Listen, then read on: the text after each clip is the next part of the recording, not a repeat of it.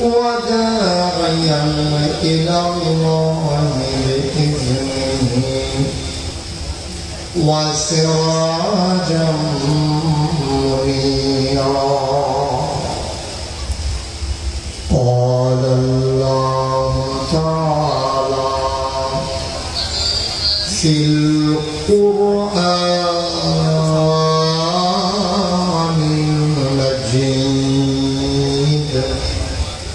وفي فرقانه الحميد.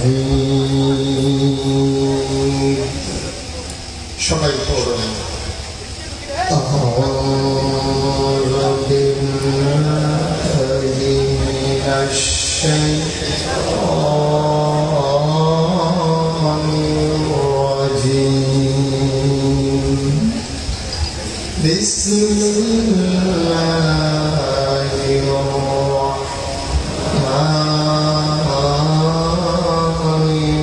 الرحيم. يا أيها النبي اتق الله ولا تطع الكافرين والمنافقين إن الله كان عليما حكيما. واتبع ما يوحى إليك من ربك إن الله كان بما تعملون خبيرا. وتوكل على الله وكفى بالله وكيلا. إن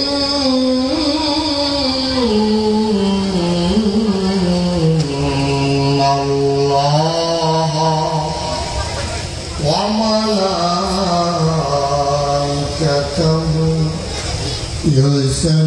يصلون على النبي يا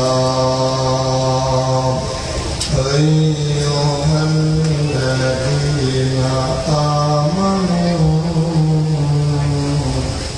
صلوا عليه وسلموا تسليما. اللهم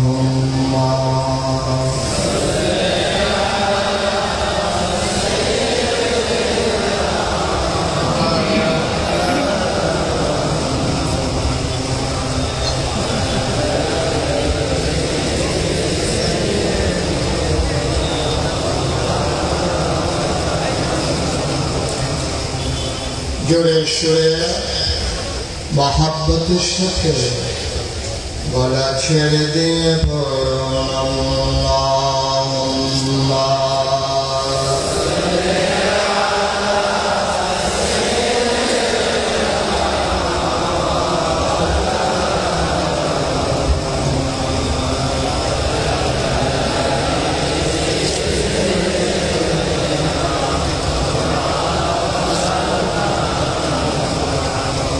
জীবন যদি যায় চলে যাক ঈমান ছাড়া যাবে না। জীবন যদি যায় চলে যাক ইসলাম ছাড়া যাবে না।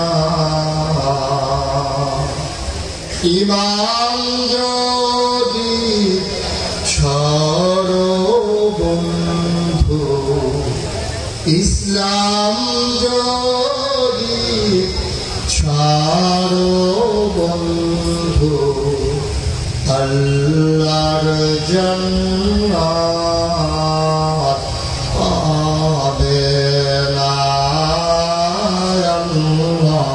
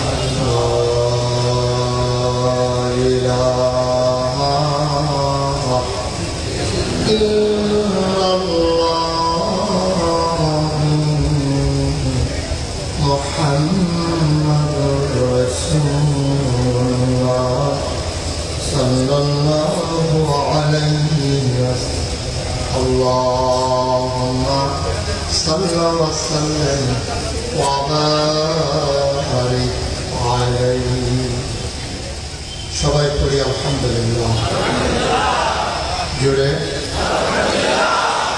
আর জন্য আল্লাহ তাআলার দরবারে আমরা লাখ কোটি শুকরিয়া যিনি আমাদেরকে ঐতিহ্যবাহী ঐতিহ্যপূর্ণ খাগড়াছড়ি জেলাধীন মানিকছড়ি উপজেলা যুদ্ধছড়া ইউনিয়ন পরিষদ সংলগ্ন ময়দানে যুদ্ধছড়া আল আমিন ফাউন্ডেশনের উদ্যোগে আজ 9 সেপ্টেম্বর রোজ সোমবার বরকতময় দিন শেষে অন্ধকারের চাদর যখন পৃথিবী ঢেকে দিয়েছে, জানান দিয়েছে রাত হয়ে গিয়েছে। আকাশে যখন মেঘের ঘনঘটা মাঝে মাঝে উঁকি ঝুঁকি মারে, কোথাও বা কখনো বৃষ্টি রেজিম বরিশন ধারা কর্তৃপক্ষের মনে যখন আতঙ্ক ধরিয়ে দেয় মাহফিল করা যাবে কি যাবে না, সকল জল্পনা কল্পনার অবসান ঘটিয়ে মেঘমুক্ত আকাশ, বৃষ্টিমুক্ত রাত, মনোরম পরিবেশ, অনুকূল আবহাওয়া যিনি আমাদেরকে আজকের মাহফিলের জন্য দান করলেন, আলিশা মাহবুবের দরবারে অবনত মস্তকে সশ্রদ্ধ চিত্তে হৃদয়ের সবটুকু আবেগ, উচ্ছ্বাস, ভালোবাসা, কাকতি কাকতি মিনতি জমা করে মাহবুবের শিখানো সাজানা দিয়ে চিৎকার করে সবাই পড়ি আলহামদুলিল্লাহ।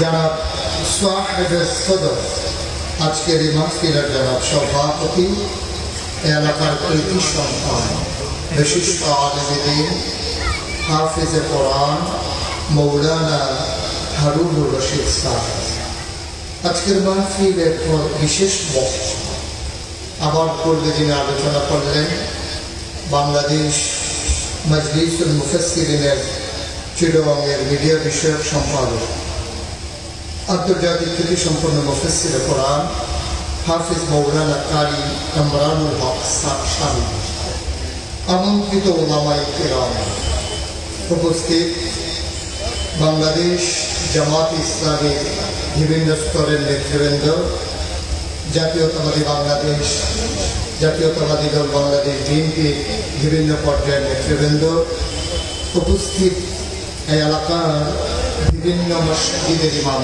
সাহাবান, উলামায়ে কেরাম, মুরব্বিয়ানে আযম, কলিজা টুকরা যুবকেরা, পর্দার আড়ালের আমার মা ও বোনেরা, সবার প্রতি আমার আন্তরিক শ্রদ্ধা সালাম।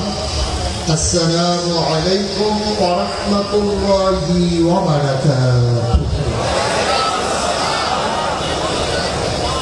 গত বছর আপনাদের মানিক শরীফে আরেকটা মাহফিল এসেছিলাম। এবছর আবার আসা হয়েছে একেবারে শুরুর দিকে। বাংলাদেশে সাধারণত বর্ষার মৌসুমে মাহফিল হয় না, যেহেতু ওখানে আর এরকম মাহফিলের আয়োজন করা বর্ষার সিজনে কঠিন, কখন বৃষ্টি চলে আসে। 50-50 চান্স মাহফিল করাও যেতে পারে, নাও যেতে পারে। এজন্যে আমাদের দেশে সাধারণত শীতের মৌসুমী মাহফিলগুলো হয়। যদিও বর্ষাকালের মাহফিল আপনারা যেমন করে আজকে এই মাহফিলকে লোকারণ্য করে জনসমুদ্রে পরিণত করে দিয়েছেন, অচ্ছে পড়া ভিড় তৈরি করে দিয়েছেন, আমি অভিভূত, আমি মুগ্ধ, আমি প্লেসড এজন্যে যে এই পাহাড়ি অঞ্চলে যেখানে অনেক দূরে দূরে বাড়ি, মানুষগুলো একত্রিত করতে অনেক জায়গা থেকে আসা লেগেছে। আমাদের মতো সমতল জায়গা না যে ওষুধ বিক্রি করলেও কয়েক হাজার মানুষ চলে আসে। আপনারা অনেক দূর দূর থেকে এসেছেন, আপনাদেরকে আমি মোবারকবাদ জানাই, হৃদয় নিংড়ানো শুভেচ্ছা জানাই এবং দ্বিতীয় স্বাধীনতার রক্তিম শুভেচ্ছা জানাই। আল্লাহ তাআলা আমাদের সবাইকে কবুল করে নিক, সবাই করে আমিন। বন্ধুগণ, যেহেতু রাত মোটামুটি অনেক হয়ে গেছে, আমরা কথা না বাড়িয়ে আমরা ভুল আলোচনার দিকে চলে যাই। আমি যখন যেটা বলতে বলি দয়া করে মঞ্চের সামনে দাঁড়ানো বসা যারাই আছেন সবাই আওয়াজ করে জবাব দেবেন। আমরা তো প্র্যাকটিস করি না, বলেন সুবহানাল্লাহ। ফ্ল্যাশ লাইটটা বন্ধ করে দেন, বলেন আলহামদুলিল্লাহ, বলেন আল্লাহু আকবার। শুকরিয়া আদায় করলাম কার? করবো কার? করে যাবো কার? দশ না লাখ, কম না বেশি? প্রমাণ আছে নাকি নাই? আমার আল্লাহ রাব্বুল আলামিন কোরআনুল কারীমে কত সুন্দর করে ওয়াজ করে দিলেন। আল্লাহ বলেন, লা ইন শাকারতুম লা আযীদান্নাকুম। দুনিয়ার মানুষ নিয়ামত পেয়ে যদি শুকরিয়া আদায় করবে, যেই নিয়ামত পেয়ে শুকরিয়া আদায় করবে, শুকরিয়া আদায়ের কারণে ওই নিয়ামত আমার আল্লাহ আরো বহুত গুণে বাড়িয়ে দেবেন। বলেন সুবহানাল্লাহ। আমার আল্লাহ যা বলেন তা করেন নাকি করেন না? কম কম না বেশি বেশি? প্রমাণ আছে নাকি নাই? কোরআনুল কারীমের 30 পারায় সূরা বুরুজের শেষাংশে আল্লাহ তাবারক ওয়া তাআলা কত সুন্দর করে ওয়াজ করে দিলেন। আল্লাহ বলেন, ফাআলুন লিমা ইউরিদ। আমার আল্লাহ এমন আল্লাহ, তার যা মন চায় ওই কাজটাকে আমার আল্লাহ বেশি বেশি করে দেন। বলেন সুবহানাল্লাহ। আল্লাহ দুনিয়ার মানুষের মতো না। দুনিয়ার মানুষ বলে একটা করে আরেকটা, ঠিক কিনা?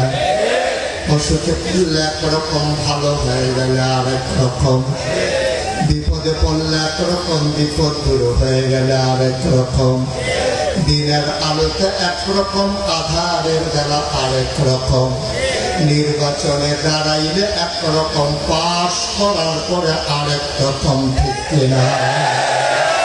একটু বেশি ঠিক না? নির্বাচনের আগে কয় পালাই না, পালাইতে আবার সময়ও লাগে না।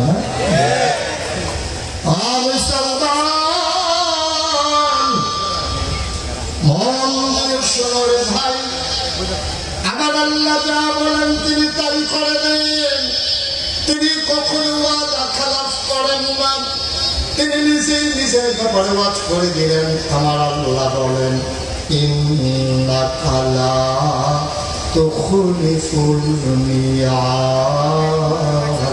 আমার আল্লাহ এমন আল্লাহ, তিনি যা ওয়াদা করেন, ওয়াদার খেলাফ করা আমার আল্লাহর জন্য শোভা পায় না, ঠিক কিনা? তিনি নিজেই নিজের পরিচয় করে ধরেছেন। দুনিয়ার মানুষগুলো নবীজির কাছে যখন জানতে চাইলেন, ও মুহাম্মদ, সবাই পড়েন সাল্লাল্লাহু। নবীর নাম শুনলে কি করতে হয়? দুই একবার না 12 বার, একদিন না প্রতিদিন, দুই এক সপ্তাহ না প্রতি সপ্তাহ, দুই এক মাস না 12 মাস, দুই এক বছর না সারা জীবন আমরা পড়ব সাল্লাল্লাহু আলাইহি ওয়াসাল্লাম। যেহেতু রবিউল আউয়াল মাস চলে আসছে, নবীজির নাম বারবার আসবে, আর বারবার আমরা কি করব? যেটা বলবেন না সাল্লাল্লাহু।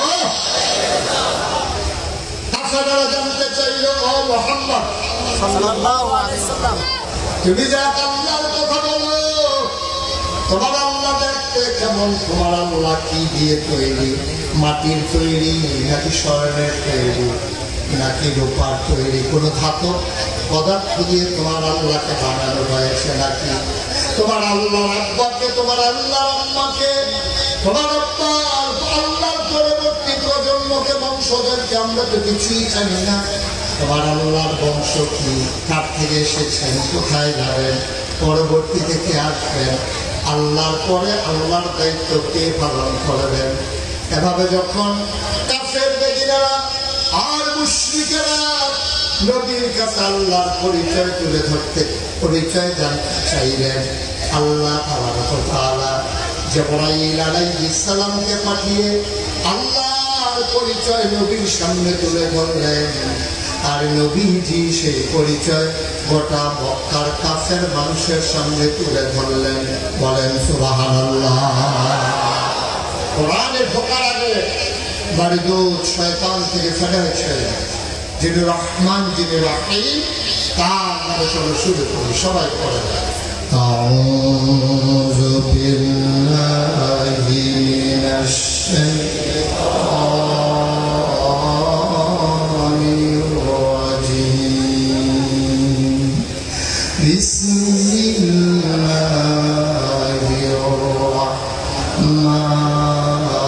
রাহমানির রাহিম। কুল হুয়াল্লাহু আহাদ আল্লাহুস সামাদ লাম ইয়ালিদ ওয়া লাম ইউলাদ ওয়া লাম ইয়াকুল লাহু কুফুয়ান আহাদ। কাফেররা জানতে চাইল, তোমার আল্লাহকে কি? তার পরিচয় আল্লাহ নবী আল্লাহর বাবা কালাম দিয়ে ঘোষণা করে দিলেন, আল্লাহু আহাদ, তিনি এক, তিনি দ্বিতীয়। আল্লাহুস সামাদ, তিনি অমুখাপেক্ষী, তিনি কারো মুখাপেক্ষী না। কারো কাছে তার কোনো ধরা নাই, কারো কাছে তার কোনো চাওয়া নাই। তিনি লাম ইয়ালিদ ওয়া লাম ইউলাদ ওয়া লাম ইয়াকুল লাহু কুফুয়ান আহাদ, তিনি কারো থেকে জন্ম নেন নাই, তিনি কাউকে জন্ম দেন নাই। ও বন্ধু, পৃথিবীতে নেতার মতো নেতা হয়, মন্ত্রীর মতো মন্ত্রী হয়, এমপির মতো এমপি হয়, পীরের মতো পীর হয়, মরিদের মতো মুরিদ হয়। আমার আল্লাহর কি মত হয়? আমার আল্লাহর কি নমুনা হয়? আমার আল্লাহর কি ডুপ্লিকেট হয়? আমার আল্লাহর কি মডেল হয়? আমার এই আল্লাহ কয়জন? ঘুরে কন আর ঘুরে মধুর সুরে সবাই মিলে উজাড় করে গলা ছেড়ে দিয়ে মধুমাখা কণ্ঠে আকাশ বাতাস কম্পিত করে ঠান্ডা শরীর জমিন কাঁপিয়ে দিয়ে রাতের স্তব্ধতা ছিন্ন ভিন্ন করে। ওই আল্লাহকে চলো সবাই মিলে জানিয়ে দেয়, চিৎকার করে গলা ছেড়ে দিয়ে মধুমাখা কণ্ঠে চলো সবাই মিলে আল্লাহর একটা ডাক দেয়, আল্লাহ। ও প্রাণের আল্লাহ, খুঁজে খুঁজে দেখলাম সব কিছুর মতো পাইলাম, তুমি আল্লাহর মতো পাইলাম না। মহব্বতের সাথে পড়ে দাও লা ইলাহা লা ইলাহা, জোরে জোরে লা ইলাহা, আর জোরে লা ইলাহা, মধুর সুরে লা ইলাহা, মাশাআল্লাহ লা ইলাহা। আসমান জমিন গায়রুল্লাহ, পাহাড় পর্বত গায়রুল্লাহ, আসমান জমিন গায়রুল্লাহ, পাহাড় পর্বত গায়রুল্লাহ, শুধু তুমি মাবুদ এক আল্লাহ, লা ইলাহা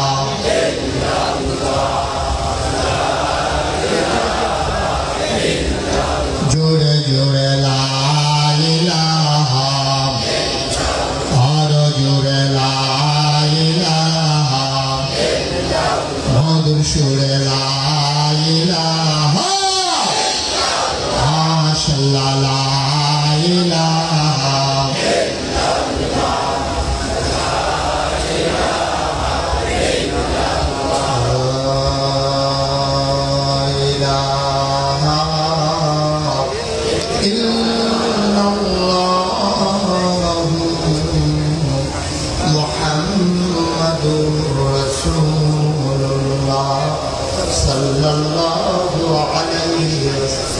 সবাই আলহামদুলিল্লাহ।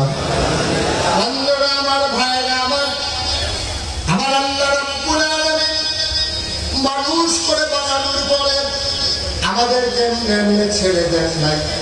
কোন পথে গেলে জান্নাত আর কোন পথে গেলে জাহান্নাম, কোন পথে গেলে লাভ আর কোন পথে গেলে লোকসান, কোন পথে ভালো কোন পথে মন্দ, কোন পথে কল্যাণ কোন পথে অকল্যাণ, কোন পথে শিরক বিদআত, কোন পথে তাওহীদ রিসালাত, কোন পথে কুফর আর কোন পথে ইসলাম জানানোর জন্য যুগে যুগে মানুষদের মাঝ থেকে যাচাই করে করুণা করে দয়া করে মায়া করে একদল উত্তম চরিত্রের মানুষ, যাদের জীবনে গুনাহ নাই, গুনাহ হওয়ার সম্ভাবনাও নাই, এমন একদল মানুষকে আমার আল্লাহ আমাদের জন্য নবী এবং রাসূল করে পাঠাইছে। বড় সুবহানাল্লাহ। আদম আলাইহিস সালাম থেকে শুরু করে আখিরি জামানার নবী পর্যন্ত অসংখ্য নবী আর রাসূল পাঠিয়েছেন। এক একজন নবীকে আল্লাহ একটা উপাধি দিয়েছেন। আদম সফিউল্লাহ, নূহ আদমের সানি, ইব্রাহিম খলিলুল্লাহ, ইসমাঈল জাবিউল্লাহ, মুসা কালিমুল্লাহ, ঈসা রূহুল্লাহ, মুহাম্মাদুর রাসূলুল্লাহ সাল্লাল্লাহু আলাইহি ওয়াসাল্লাম। যত নবী এবং রাসূল এসেছেন সবার একটা স্পেশাল কোয়ালিটি, অনন্য বৈশিষ্ট্য আল্লাহ দান করেছেন। যেই যুগে যেই জিনিসটার চাহিদা বেশি, ওই জিনিসটা নবীদেরকে দিয়েছেন বেশি। যেমন মূসা আলাইহিস সালাম, তাকে বলা হয়েছে কালিমুল্লাহ। ঈসা রূহুল্লাহ। দাউদ নবীর দিলেন সুন্দর কণ্ঠ, সুলাইমান নবীর দিলেন রাজত্ব, ইউসুফ নবী দিলেন সুন্দর চেহারা। সুবহানাল্লাহ বলবেন না? এখন এক এক নবীর এক একটা দিল, একজন নবীও নাই যেই নবীদেরকে এরকম স্পেশাল কোয়ালিটি, অনন্য বৈশিষ্ট্য দেন যায়। এখন প্রশ্ন হলো, সব নবীর যদি সব দিল, আমার নবী ছোট নবী না বড় নবী? কথা বলা দেখি, ছোট নবী না বড় নবী? সবার মতো না সারা নবী? আহলুস সুন্নাত ওয়াল জামাত আমরা যারা, আমাদের নবীদের নবীর ব্যাপারে আমাদের আকীদা হলো তিনটা। তিনি রাহমাতুল লিল আলামিন, তিনি ইমামুল মুরসালিন, তিনি খাতামান নবী। সুবহানাল্লাহ বলবেন না? এই নবীর পরে আর নবী নাই, প্রমাণ আছে নাকি নাই? নবী নিজেই বলেছেন, আনা খাতামুন নবিয়্যিন লা নবিয়্যা বা'দি, আমি হলাম সর্বশেষ নবী, আমার পরে নবী নাই। এই নবী যে শেষ, কোরআনুল কারীমে আল্লাহ কেমন সুন্দর করে আলোচনা করে দিলেন। ইন্তেকালের 81 দিন আগে আল্লাহর নবী আরাফার ময়দানে জাবালে রহমত পাহাড়ের কিনারে পরন্ত বিকেল সূর্য ডুবো প্রায় স্বর্গীয় সোনালী রক্ত কোন বাঁকা হয়ে নবীর গায়ে পড়ছে। নবী বসে আছেন ওটের পিঠে। হঠাৎ করে সবাই তাকিয়ে দেখলো নবীর কপালে মুক্তার দানার মতো ঘাম দেখা যায়, চোখগুলো হয়ে গেছে বড় বড়, লাল হয়ে গেছে লাল। আল্লাহ নবী যে ওটের উপরে বসা ছিলেন, আস্তে করে নবীকে নিয়ে বসে পড়লেন। সবাই অবাক বিশ্বে থমকে দাঁড়ালো, আশ্চর্যান্বিত হয়ে গেল। এই পরন্ত বিকেল মৃদুমন্দ বাতাস, কারো গায়ে গরম নাই, নবী কেন ঘামতেছেন? হঠাৎ করে যখন উঠটা বসে পড়লো, আল্লাহ নবী উঠে দাঁড়ালেন। তিনি মুচকি হাসলেন, সবাইকে একটা ডাক দিলেন। কিতাব সাক্ষী দেয় ময়দানে সেদিন 1,25,000 সাহাবা ছিল। কোনো মাইক ছিল না, কোনো সাউন্ড সিস্টেম ছিল না। নবী খালি মুখে একটা ডাক দিলেন। সামনের মানুষটা যেমনি শুনলেন, পেছনের মানুষটাও তেমনি শুনলেন। স্পেশাল কোয়ালিটি, তিনি যেমন করে ডাকলেন 1,25,000 সাহাবা সবাই একরকম করে নিজের কানে শুনলেন। সেদিন নবীকে বললেন, ও সাহাবারা, আমি এই মুহূর্তে আমার কাছে একটা আয়াত নাযিল হয়েছে, শুনতে চাও? সাহাবা বলতে, ইয়া রাসূলুল্লাহ, আপনি যদি দয়া করে শোনান। আল্লাহ নবী বললেন, এইমাত্র আয়াত নাযিল হয়ে গেল, আল-ইয়াওমা আকমালতু লাকুম দীনাকুম ওয়া আতমামতু আলাইকুম নি'মাতি ওয়া রাদিতু লাকুমুল ইসলাম দীনা। শোনো শোনো শোনো, আল্লাহ ঘোষণা দিয়েছেন আজকে দিন পরিপূর্ণ করে দেওয়া হয়েছে।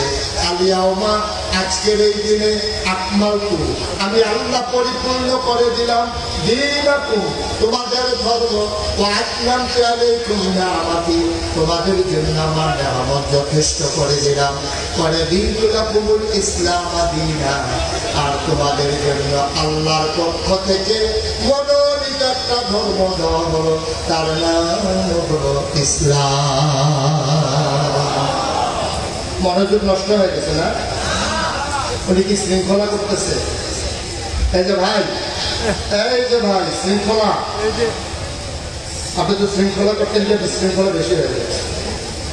বেড়া দিছে খ্যাপ না খাওয়ানোর লিগে বেড়া নিজে খ্যাপ খাওয়া শুরু করছে। একটু সবার একটা আপনার শুনতে হবে, প্রয়োজন ওই পাশে পর্দাটা উঠাই দেন, একটু বাতাস পাস করলে বড় হয়, গরমটা একটু কম লাগবে। একটা ঘুমট গরম তো, এই লুক হয়ে গেছে বেশি, জায়গা হয়ে গেছে কম। আর আপনারা ওইরকম হয়েছে, ওনারা দাওয়াত দিছে, ঘর দিছে একদম, আর আপনার আগে বছর একবার 10 ভাবটা আগে হয়ে গেল। আমিন কম, তত মানুষ আমিন করলে যাওয়া যায় না। আমিন কম, আগে কয় নাই, এখন কইছি সব সময় করে না। আমিন কম, জুড়ে আরো জুড়ে। আল্লাহ কি বললেন? আলিয়াউমা, খুব খেয়াল, গভীর মনোযোগ। হ্যাঁ, আলিয়াউমা, আজকের এই দিনে, আকমালতু, আমি পরিপূর্ণ করে দিলাম দীনাকুম, তোমাদের ধর্ম। সুবহানাল্লাহ বলবেন না? তাহলে আমাদের ধর্মের নাম কি? সবাই বলেন, ধর্মের নাম কি? এই যে আমি আয়াতটা এখন তেলাওয়াত করলাম, বানাইয়া বানাইয়া বলছি না, কোরআন শরীফে আছে। এটা কি আজকে আছে না ১,৫০০ বছর আগে আছে? ১,৫০০ বছর আগে আল্লাহ বলছেন, আলিয়াউমা আকমালতু লাকুম দীনাকুম, আমি দিনকে পরিপূর্ণ করে দিলাম তোমাদের জন্য, মানে আমাদের জন্য। তাইলে দিন কি অপূর্ণ না পরিপূর্ণ? সবাই বলতে হবে, দিন কি অপূর্ণ না পরিপূর্ণ? আজকে না ১,৫০০ বছর আগে। এখন পরিপূর্ণ কারে কয়? বাংলাদেশের মানুষ বুঝে নাই। সবাই যদি বুঝে থাকে, বাংলাদেশের মানুষ বুঝে নাই পরিপূর্ণ কারে। আমি এখন বুঝাইয়া বলতেছি, এই যে পানির বোতলটা আপনারা দেখছেন, এটা কি পুরা আছে না কম আছে? কম আছে। এটা ওই পুরাটা উনি দিকে আছে, ওই যে পুরাটা পানে রাখতে পারবে না, ঠিক আছে, দরকার আছে। তাহলে এটা কি পুরা আছে না কম আছে? আচ্ছা, এইটার ভিতরে পুরাপুরি আছে না কম আছে? পুরাপুরি আছে। এখন আমি যদি এটার ভিতরে 1 কুশ পানি দিই, এটা কি ভিতরে পড়বে না বাইরে পড়ে যাবে? আবার যদি এখান থেকে এক ঢোক পানি খেয়ে ফেলি, এটা কি পরিপূর্ণ থাকবে না কমে যাবে?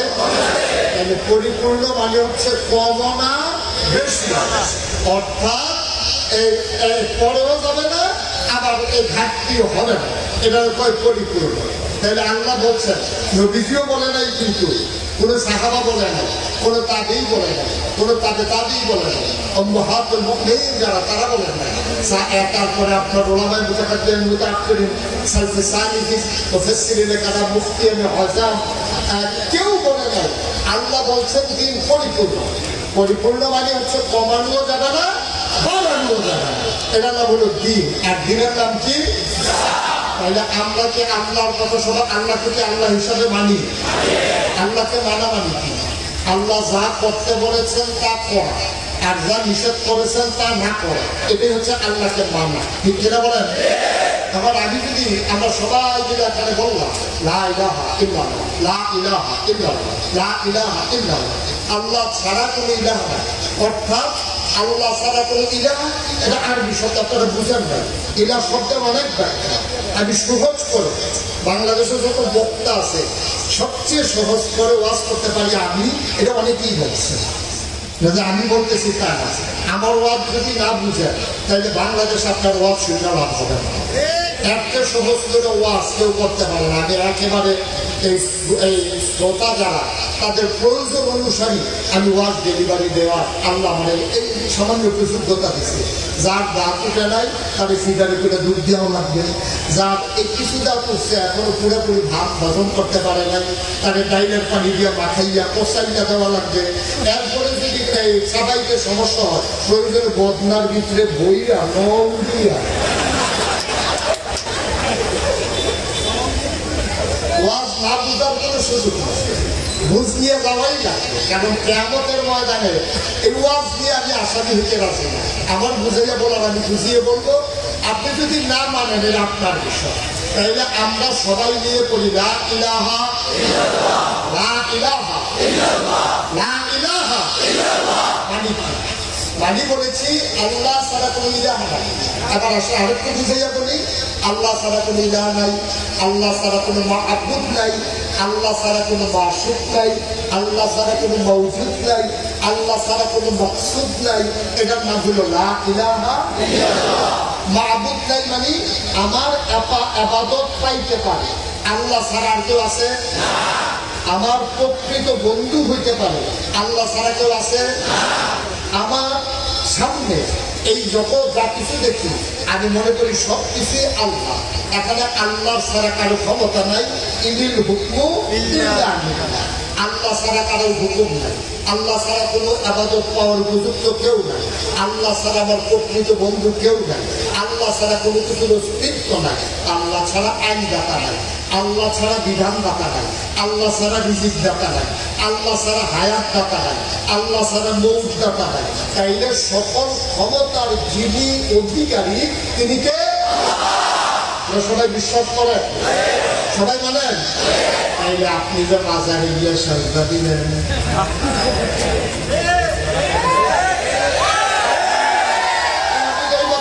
আল্লাহ ছাড়া সাজদা পাওয়ার উপযুক্ত কেউ নাই। এখন এই বাংলাদেশে আল্লাহ ছাড়া এই গাছের সামনে, গাছের সামনে, তীরের সামনে, মাজারের সামনে সাজদা দেয় নাকি দেয় না? আপনাদের এলাকায় বোধহয় দেয় না, একটু কাছাকাছি দেয় না, এখানে দেয় না কি আছে? উনি কয় মহিলা সহজে, তো পুরুষ দিতে পারলে মহিলার কি দোষ? মহিলা যে দিয়ে বইয়া থাকে না, উঠে না যে দিয়ে বেশি। তাহলে সেজদা পাওনাকে আপনি বাজারে গিয়ে সেজদা দিবেন, একেবারে সরল বিশ্বাসে বলবেন আমার খুশির জন্য না। তাইলে কি আল্লাহকে মানা হয়েছে? কথা বলেন, আল্লাহকে মানা হয়েছে? আপনি যদি বলেন যে এবার যে ঝড় এই বৃষ্টি আসতেছিল, বাংলাদেশের মানুষ এমন প্রস্তুতি নিছে, ঝড়টা তুফানটা ভয় পাইয়া ইন্ডিয়ার দিকে চলে গেছে, এটা আল্লাহর উপরে বিশ্বাস হয়েছে? বিশ্বাস হয়েছে? এবার মা দুর্গা হাতিতে চলে এসেছে বলে এবার বাংলাদেশে ফসল বেশি হয়েছে। যেই তুফান হয়েছিল নতুন পালাগুলো যদি না লাগাইতাম তাইলে প্রথম খেলাই ঘরটা উল্টাই দেওয়া যেত। এটা কি আল্লাহর প্রতি বিশ্বাস হয়েছে? তাহলে আমার দেশে পীরের পায়ে দিয়া সাজদা দেয় নাকি দেয় না? পীরের পায়ে সুমায় নাকি সুমায় না? পীরের বুড়া আঙুল শোয় নাকি শোয় না? গোসলের পানি খায় নাকি খায় না? খারাস কারে খাওয়া।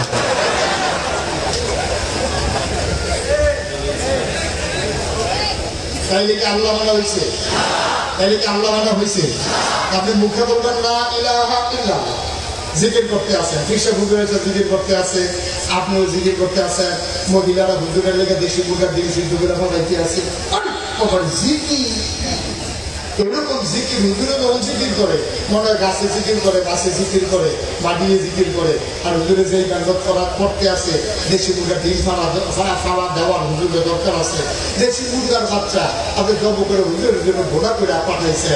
তারপরে বিদেশি ফুটের চেহারা, গরুর কলটারা, মাছের মাথারা, গাছের লাউগা সব আপনি হুজুরদের দিলে মনে করতে আছেন লা ইলাহা ইল্লাল্লাহ। আপনিও জিকির করতে আছেন, হুজুরও জিকির করতে আছে। এই মুহূর্তে আপনি যখন ঘরের ভিতরে মসজিদে মাঠে বসে জিকির করতে আসেন, এমন সময় একজন ফোন দিছে, ভাই কিস্তির টেহারা লইয়া আসি না। কি টেহা কথা বুঝেন না? এই যে মাসে মাসে যে সুদের কিস্তি দেওয়া লাগে, কিস্তির টাকা লইয়া আসছিলাম, আপনি তুই কিস্তির টাকা লইয়া ফোন দিতে আসো, আমি মসজিদে জিকির করতে আসি লা ইলাহা লা ইলাহা, এমন জিকির করতে আসে। মানে ওর ঘামচিটা যেতে আছে, হাতে দুটা ভুলে যেতে আছে, লুঙ্গি একটু ছোট বড় ফোন লাগতে আছে, কপাল বাজে বাজে ঘাম করতে আছে। এমন সবাই যখন করছে কিস্তির টাকা নিয়েছিলাম কি করতাম, হ্যাঁ তো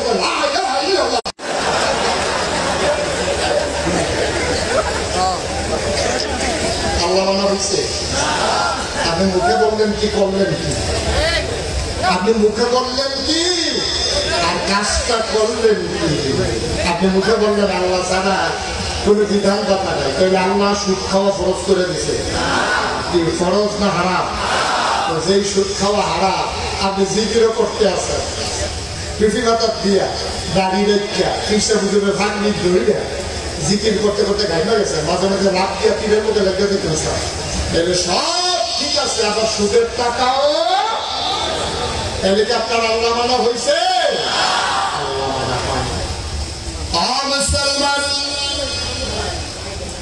গভীর মনোযোগ, আল্লাহ তাবারক ওয়া তাআলা জানিয়ে দিলেন আল-ইয়াওমা আকমালতু লাকুম দীনাকুম, আমি তোমাদের জন্য পরিপূর্ণ করে দিলাম তোমাদের দিন। অর্থাৎ 81 দিন আগে নবীর অন্তকালের 81 দিন আগে, যারা 1000 বছর আগে নবী তখনও দুনিয়া থেকে বিদায় হন নাই, তার এই আয়াত নাযিলের 81 দিন পরে তিনি বিদায় হয়ে গেছেন।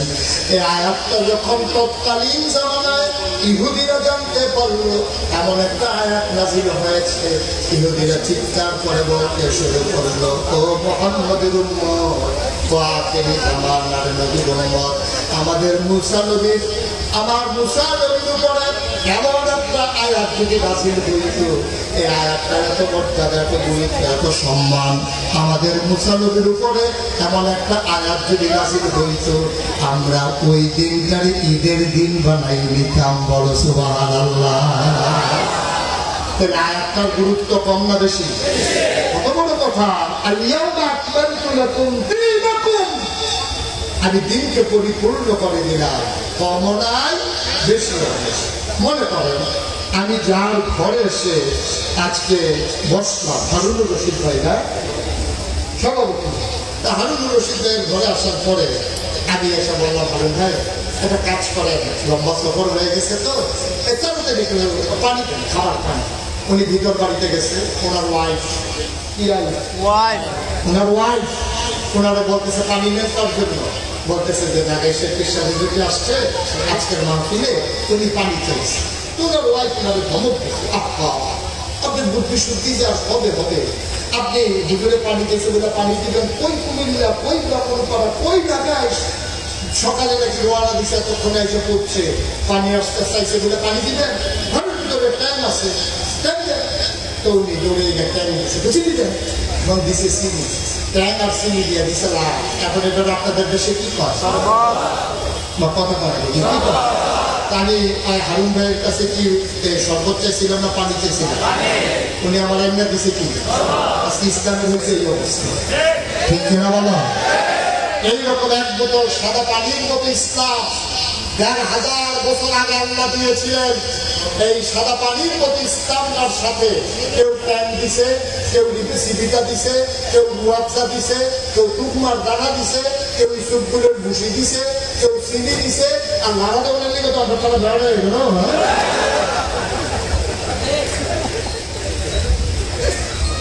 সবাই মিল্লা দিছে লাড়া। এমনকি ইসলাম আছে না, শরবত হয়ে গেছে। অথচ আল্লাহ রাসূল আল্লাহ রাব্বুল আলামিন বলেছেন, আল-ইয়াওমা আকমালতু লাকুম দীনাকুম, আমি দিনকে পরিপূর্ণ করে দিলাম। এখান থেকে এটার মতো একটু খাইয়া সবাই ছড়া যাবে না, আবার এটার মতো এটার ভিতরে পুষ দিয়া ছেড়ে দেওয়া যাবে না। ১,৫০০ বছর আগে যে ইসলাম এসেছে, তোমার মন চাক আর না চাক, তোমার পছন্দ হোক আর না হোক, ১,৫০০ বছর আগে ইসলাম মানতে হবে। তোমার মন মতো ইসলাম হবে না, ইসলামের মন মতো তোমাকে চলতে হবে।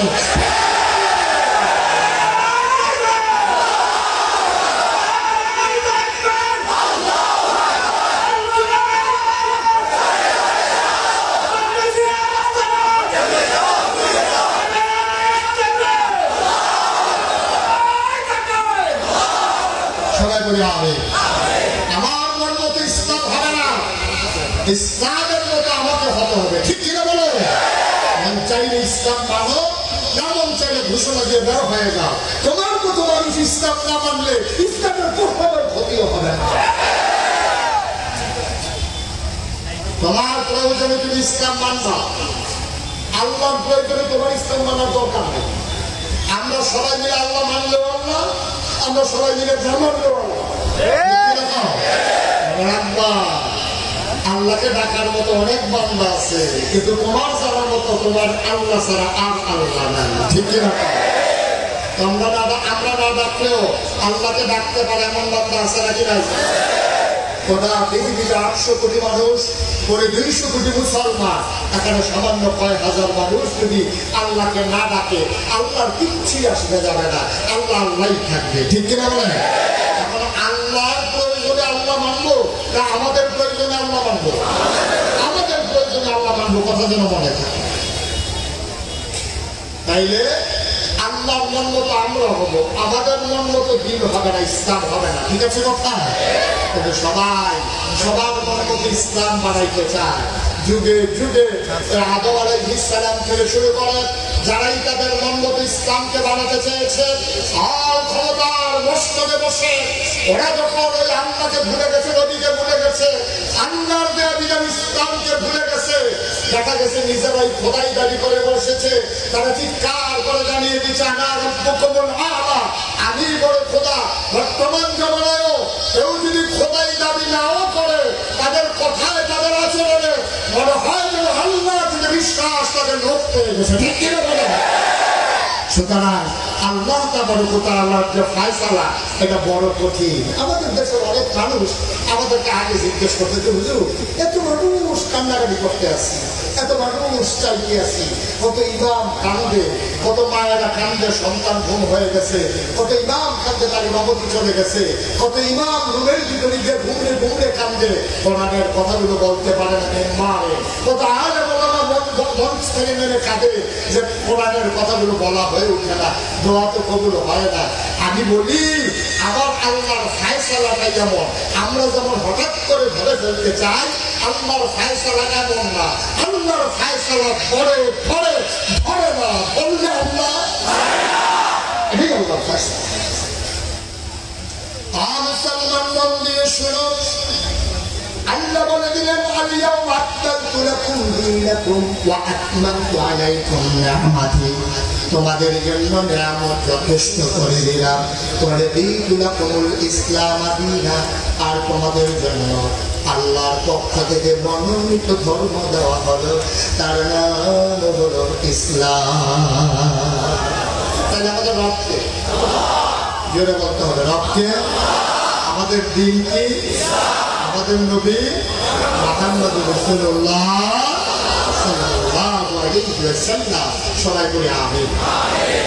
বন্ধুগণ, যুগে যুগে নবী এসেছেন, এক একজন নবীকে এক একটা স্পেশাল কোয়ালিটি, অনন্য বৈশিষ্ট্য নিয়ামত দান করেছেন। এখন প্রশ্ন হলো, আমার নবীকে আল্লাহ কি দিলেন? আমি শুরুতেই বলেছিলাম, আমার নবীকে আল্লাহ তিনটা নিয়ামত দিয়েছেন। তিনি রাহমাতুল লিল আলামিন, তিনি খাতামান নবিয়্যিন, তিনি ইমামুল মুরসালিন। ঠিক কিনা? তিনি যে রাহমাতুল লিল আলামিন, এই ব্যাপারে প্রমাণ আছে নাকি নাই? আমার কথাটা আছে নাকি নাই? আল্লাহ তাবারক ওয়া তাআলা জানিয়ে দিলেন, বান্দারে, ও বান্দা, পাঁচ ওয়াক্ত নামাজের শুরুতে তুমি যখন সূরা ফাতিহা তেলাওয়াত করে শুরু করো এমন ভাবে, আলহামদুলিল্লাহি রাব্বিল আলামিন, সমস্ত প্রশংসা কেবলমাত্র শুধুমাত্র একমাত্র যিনি ওই আল্লাহর জন্য, যিনি রব্বুল আলামিন, সমস্ত জগৎ সমূহের জন্য রব। ঠিক কিনা? সমস্ত জায়গার জন্য আল্লাহ হইলেন রব। এখন আমরা জানতে চাই, মাওলা ও রব্বে কারীম, বুঝে নিলাম আপনি হইলেন আমাদের রব, একটু বলে দেন দেখি আমার নবী কি? আল্লাহ রাব্বুল আলামিন দেখো বান্দারে, শুনে শুনে শোনো, যত জায়গায় আমি রব, খেয়াল করে শুনেন, যত জায়গায় আমি রব, তত জায়গায় আমার নবীজি রহমত। ওয়া মা আরসালনাকা ইল্লা রাহমাতাল লিল আলামিন। আর কথা পড়া যায় না, এই আয়াতটার ভিতরে এমন মজা, বললেই যেন কলিজাটা দিয়া একেবারে নড়াচড়া দিয়ে চোখ দিয়া টপ করে পানি চলে আসে। আবার মজা করে আমরা করি, হ্যাঁ। ওয়া মা আরসালনাকা ইল্লা রাহমাতাল লিল আলামিন। আমার নবী রহমত। এই মাস হচ্ছে রবিউল আউয়াল মাস। এই মাসে আমার নবী তাশরীফ এনেছেন। আমার নবী যে রহমতের আর প্রমাণ আছে নাকি নাই? কথা পায় না, আছে নাকি নাই? আল্লাহ রাব্বুল আলামিন বলে দিলেন তিনি হলেন রহমত। তিনি যে রহমত, কোরআনুল কারীমে আল্লাহ আরো সুন্দর করে অন্য জায়গায় ওয়াজ করে দিলেন। আল্লাহ বলেন, ফাবিমা রাহমাতিন মিনাল্লাহ, ফাবিমা রাহমাতিন মিনাল্লাহ, فبما رحمة من الله لهم ولو كنت فظا غليظ القلب لانفضوا من حولك فاعف عنهم واستغفر لهم وشاورهم في الأمر فإذا عزمت فتوكل على الله إن الله يحب المتوكلين.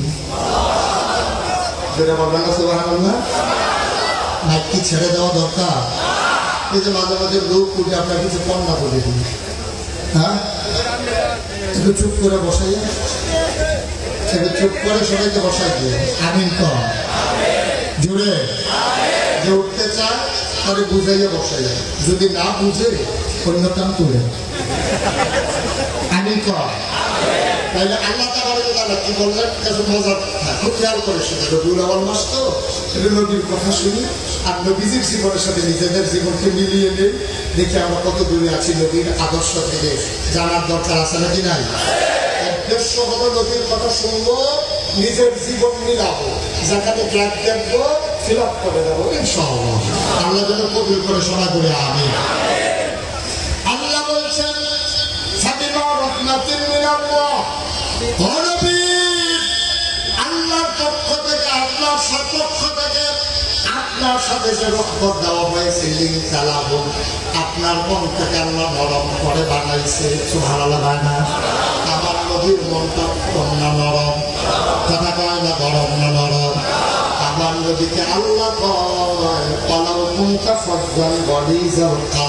আপনার মনটা যদি শক্ত হইতো,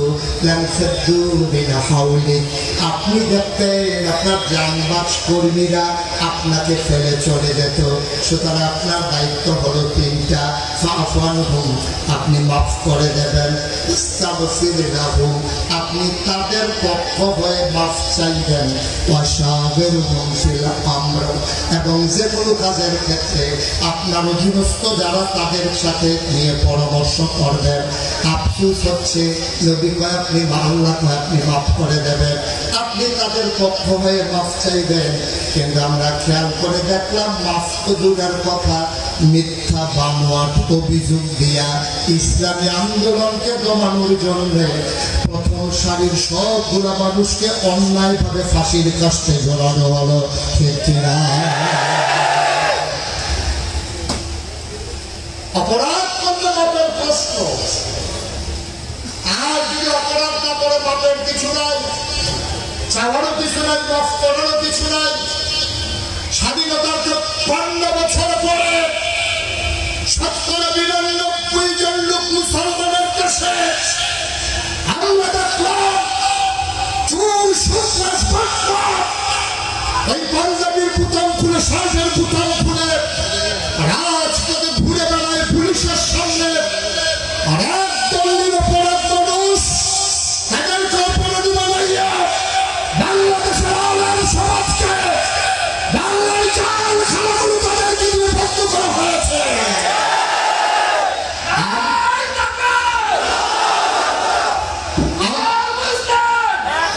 আমরা দেখেছি এই বাংলাদেশে যখন ওই সন্ত্রাসীরা মাথা উঁচু করে হাতে, আমরা দেখেছি সন্ত্রাস করে মুসলমানকে রক্ত পিস করাবো, রক্ত অঙ্কিত হয়ে যাবে।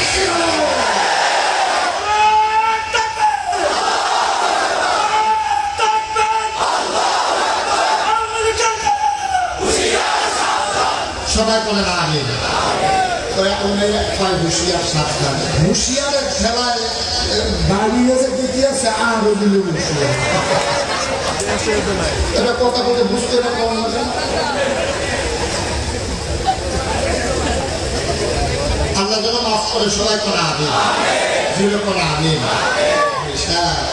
আল্লাহ কয় কি আর আমরা করি কি? কয় আল্লাহ আর আমরা কি করি? একটু হিসাব নিয়ে যান, একটু হিসাব নিয়ে যান।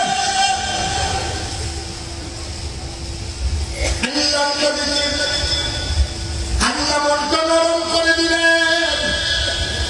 নবীজি ১,৫০০ বছর আগে সুন্দর একটা সমাজ নির্মাণ করলেন। আমার নবীর মনটা কেমন নরম মন দিয়ে শুরু। তবে সালমান যুগে যুগে এইরকম নরম মনের মানুষগুলা যখনই দিনের পথে চলেছেন দেখেছেন ওই শক্ত মনের মানুষগুলো কাফের বেদিনারা টিটকারি করেছে, মস্কারা দিয়েছে, আঘাত করেছে, শেষ পর্যন্ত জীবন পর্যন্ত কেড়ে নিয়েছে। ঠিক কিনা? আপনি ভাবতে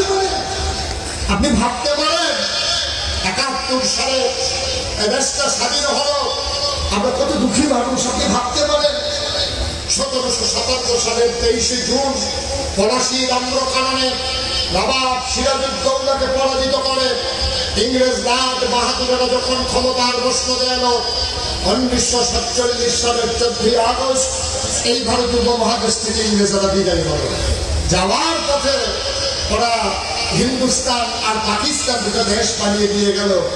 পাকিস্তানকে পূর্ব পাকিস্তান, পশ্চিম পাকিস্তান দুই ভাগে ভাগ করে দেওয়া হলো। পশ্চিম পাকিস্তানের মানুষগুলো আমাদের ন্যায্য অধিকার দিল না, বঞ্চনা স্বীকারোক্তি দিয়ে এক মহান ঘোষণার পাশ ধরে ১৯৭১ সালের ২৬শে মার্চে ঘোষণা দেওয়া হলো। আর ১৯৭১ সালের ১৬ই ডিসেম্বর পৃথিবীর মানচিত্রে নতুন করে একটি দেশের নাম জায়গা করে নিল। দেশের নাম ১৯৭১ থেকে ২০২৪ ৫৬টা বছর গেল। ওই দিক দিয়ে ২০০ বছর ইংরেজের শাসন, ২৩ বছর পাকিস্তানের শাসন। এখন এই বাংলাদেশে এখন আর ইংরেজ নাই, এখন আর ব্রিটিশ নাই। ঠিক কিনা বলেন? এখন মন্ত্রী আমাদের, আমরা তখন বলেছি ব্রিটিশরা সব দিয়ে গেল, পাকিস্তান থাকতে বলেছি পাকিস্তানিরা সব দিয়ে গেল। ঠিকই তো আছে, নিচে বলছি ঠিক আছে। এখন কি ব্রিটিশ আছে? কথা হয় না, কি ব্রিটিশ আছে? পাকিস্তান আছে, এখন মেম্বার কার? আমাদের। মেম্বার কার?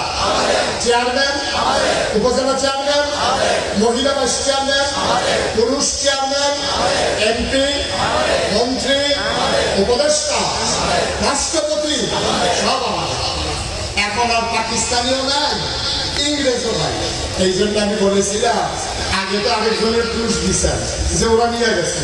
এখন তো মেম্বারও আমরা, চেয়ারম্যানও আমরা, ভোটারও আমরা, খ্রিস্টানও আমরা, মুরিদও আমরা, ইমামও আমরা, মুসল্লিও আমরা, কমিটিও আমরা, মসজিদও আমরা, এমপিও, মন্ত্রীও, প্রধানমন্ত্রী, উপদেষ্টা, রাষ্ট্রপতি সব আমরা। এতদিন আগে ইংরেজরা দোষ দিছে, এখন যদি আমি জিগাই এতদিন হেতারা করছে, এখন সবে তো আমরা এতদিন হেরা করছে, এখন আবার জানতে ইচ্ছে করে বাংলাদেশের সব হওয়ার পরে বাংলাদেশ এখন ব্রিজের ভিতরে রোডের মধ্যে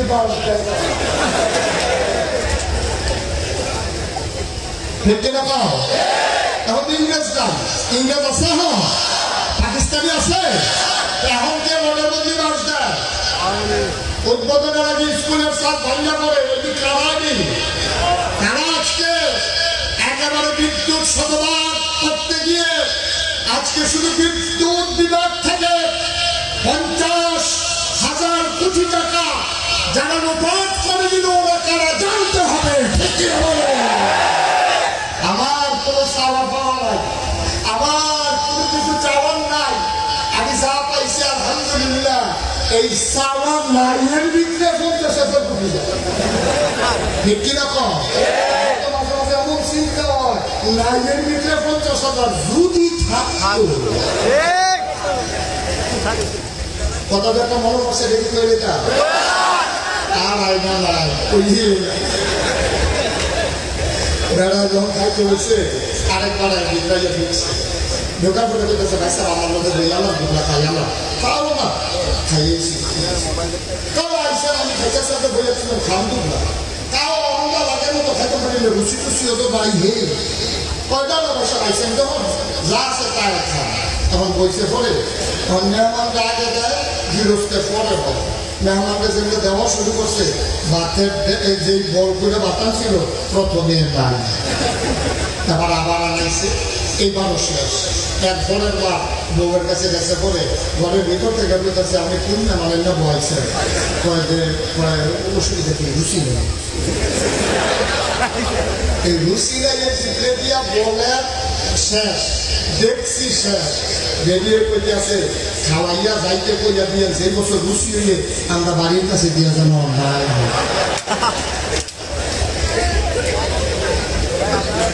রুচি ছাড়া ঘরে ঘরে লাগাইয়া রয়েছে। আর এখন রুচি থাকে ব্যাকগ্রাউন্ড সঙ্গে ভিতরে দেওয়া আহারে মানুষ, আহারে মানুষ নাউজুবিল্লাহ বলবো না, আমরা যা ধরে তাই করে। তারা শতকরা 92 জন লোক মুসলমান, এই মুসলমানদের ভিতরে মানুষের এত অভাব হয়েছে যে নর্তকী নিয়ে সংসদে ঢুকাইতে হবে, ঠিক কিনা? মুসলমানদের ভিতরে মানুষের এত অভাব, বাংলাদেশের বিপদের কি দেখছো? বিপদের দেখছো কি? বিপদ মতো শুরু হাতার মতো কত তো আরেকটা মনে করতে হবে। পরীক্ষার হলো দিয়া বইয়া বইয়া কাপ এমন কাফা, ফ্লোর হইলো ফাঁকা, টুল হইলো কাপ, ছোটরি ছোটরি আওয়াজ হইতে আছে, থেকে আওয়াজ হইয়া সে হেডমাস্টার সাড়ে আসে টুলে আওয়াজ করে না, স্যার আওয়াজ না কাফা, কাঁপতে আছে টুল যেটা বলছে এটা কাঁপতে আছে, সাড়ে যখন যদি কাঁপো না কাঁপা খামারের লেগার সামনের গাছে নিয়ে ডাক দিয়া বলছে, তখন পরেরটাও কাছে ধরুন জানো কাঁপা। সরকারি তুমি কি শুরু করছো? তুমি না কাঁপতে স্যার কাঁপি না, কি কাপড় তুমি কাঁপতে আসছো? হিন্দু কাপড় ফিল্ডা নিয়ে এলাম, কাপড় কি? স্যার কাঁপি না কাঁপা, কাঁপো না মানে স্যার কাঁপা তো শুরু হয়েছে না, কাঁপা শুরু কোন সময় তোর প্রশ্ন তো দিলে না দেখবেন কাঁপা কারে তো নাউজুবিল্লাহ আসতে পারে নাউজুবিল্লাহ। ভাই বাংলা মানুষটা যে টিকা রয়েছে আল্লাহ দেখে হলো রাখছে। আমরা ষষ্ঠ নবীর উম্মত, নবী যে একটা দোয়া করে দিয়ে গেছিল, আল্লাহ আমার উম্মতে যত গোনা করুক আমার সমাজে লজ্জা দিয়েন না, কারণ এই সমাজের ভিতরে মানুষটা লজ্জা পাইলে আমি নবীর শরম হবে, এই জন্য আল্লাহ বাঁচাই রাখছে। না হলে আমরা নিজ মানুষের যেই মিশা কথা হিকছে তার নবী হুদুদি ঘুরিয়া ফেলে দেবো, ঠিক কিনা কম? নির্বাচনে দাঁড়াইলে একরকম, ফার্স্ট করে সামনে তাহলে আরেক রকম, ঠিক কিনা কম? ফার্স্ট তো লাগে না, ফার্স্ট লাগে না। আমি শান্তিনে মাহফিলে গেছিলাম, ভাই ও ভাই আমার দেশের মুসলমান আমি যেমন করছি যে আপনারা কিন্তু ভোটের বাক্স নিয়ে দৌড় দিবেন না, একবার আমাকে হইল বাক্স নিয়ে দৌড়দৌড়ি হল না, আমরা আও আসে তারা তো আও না। আমি কতভাবে বুঝাই না যে বাক্স নিয়ে দৌড়দৌড়ি করেন না, সবাই মিল্লা দাঁড়াই গেছে দৌড়ে খাওয়াজ করেন না, বাক্স নিয়ে দৌড়দৌড়ি হওয়ার চলে না। আমি খুশি চলে, তারা করে চলে না। পরে মুরব্বী রেজে গেলাম, ভাই আমি কিন্তু বাক্স নিয়ে দৌড় দেয়, তারা ভিতর দেয় না। মুরব্বী আমার দিকে চাইলে হাসি দেয়, করছো বাক্স নিয়ে দৌড় শুরু তো ভোটে দৌড়ানো ভোট থাকলে না দৌড় দিত, আগে কারবার সেটা হইলে বাক্স নিয়ে দৌড়তো নাউজুবিল্লাহ। আসতে কর আমরা মুসলমান না, আমরা মুসলমান, লজ্জা লাগে, শরম লাগে না? শরম আছে, লজ্জা আছে। শতকরা ৯২ লোক মুসলমানদের দেশে আলে ওলামাদেরকে টিটকারি মারে, মশকারা করে, ওলামায়ে কেরামকে হাসি কাশতে ঝুলায়, ওলামায়ে কেরামকে রাজাকার ট্যাগ লাগাইয়া সমাজ থেকে আলাদা করতে চায়। আমি বলি রাজাকার খেলা শেষ, এই দিন আর আমি অনেক হয়েছে, অনেক হয়েছে। দেশটার ভিতরে ভাগ করার জন্য, ভাগ করলে সুবিধা দেবে, ভাগ করলে অনেক সুবিধা। এই ভাগ করার জন্য যা ইচ্ছা তাই করে। আমি বলেছি, স্পষ্ট করে বলেছি, হামলা হবে, হামলা হবে। আমরা আগেই বলে দিয়েছিলাম জেল জুলুম নির্যাতন হবে, বেওয়ারি জীবন যাওয়া যাবে, ইমান যাওয়া যাবে না। রাজনীতির হাত তুলে দেখা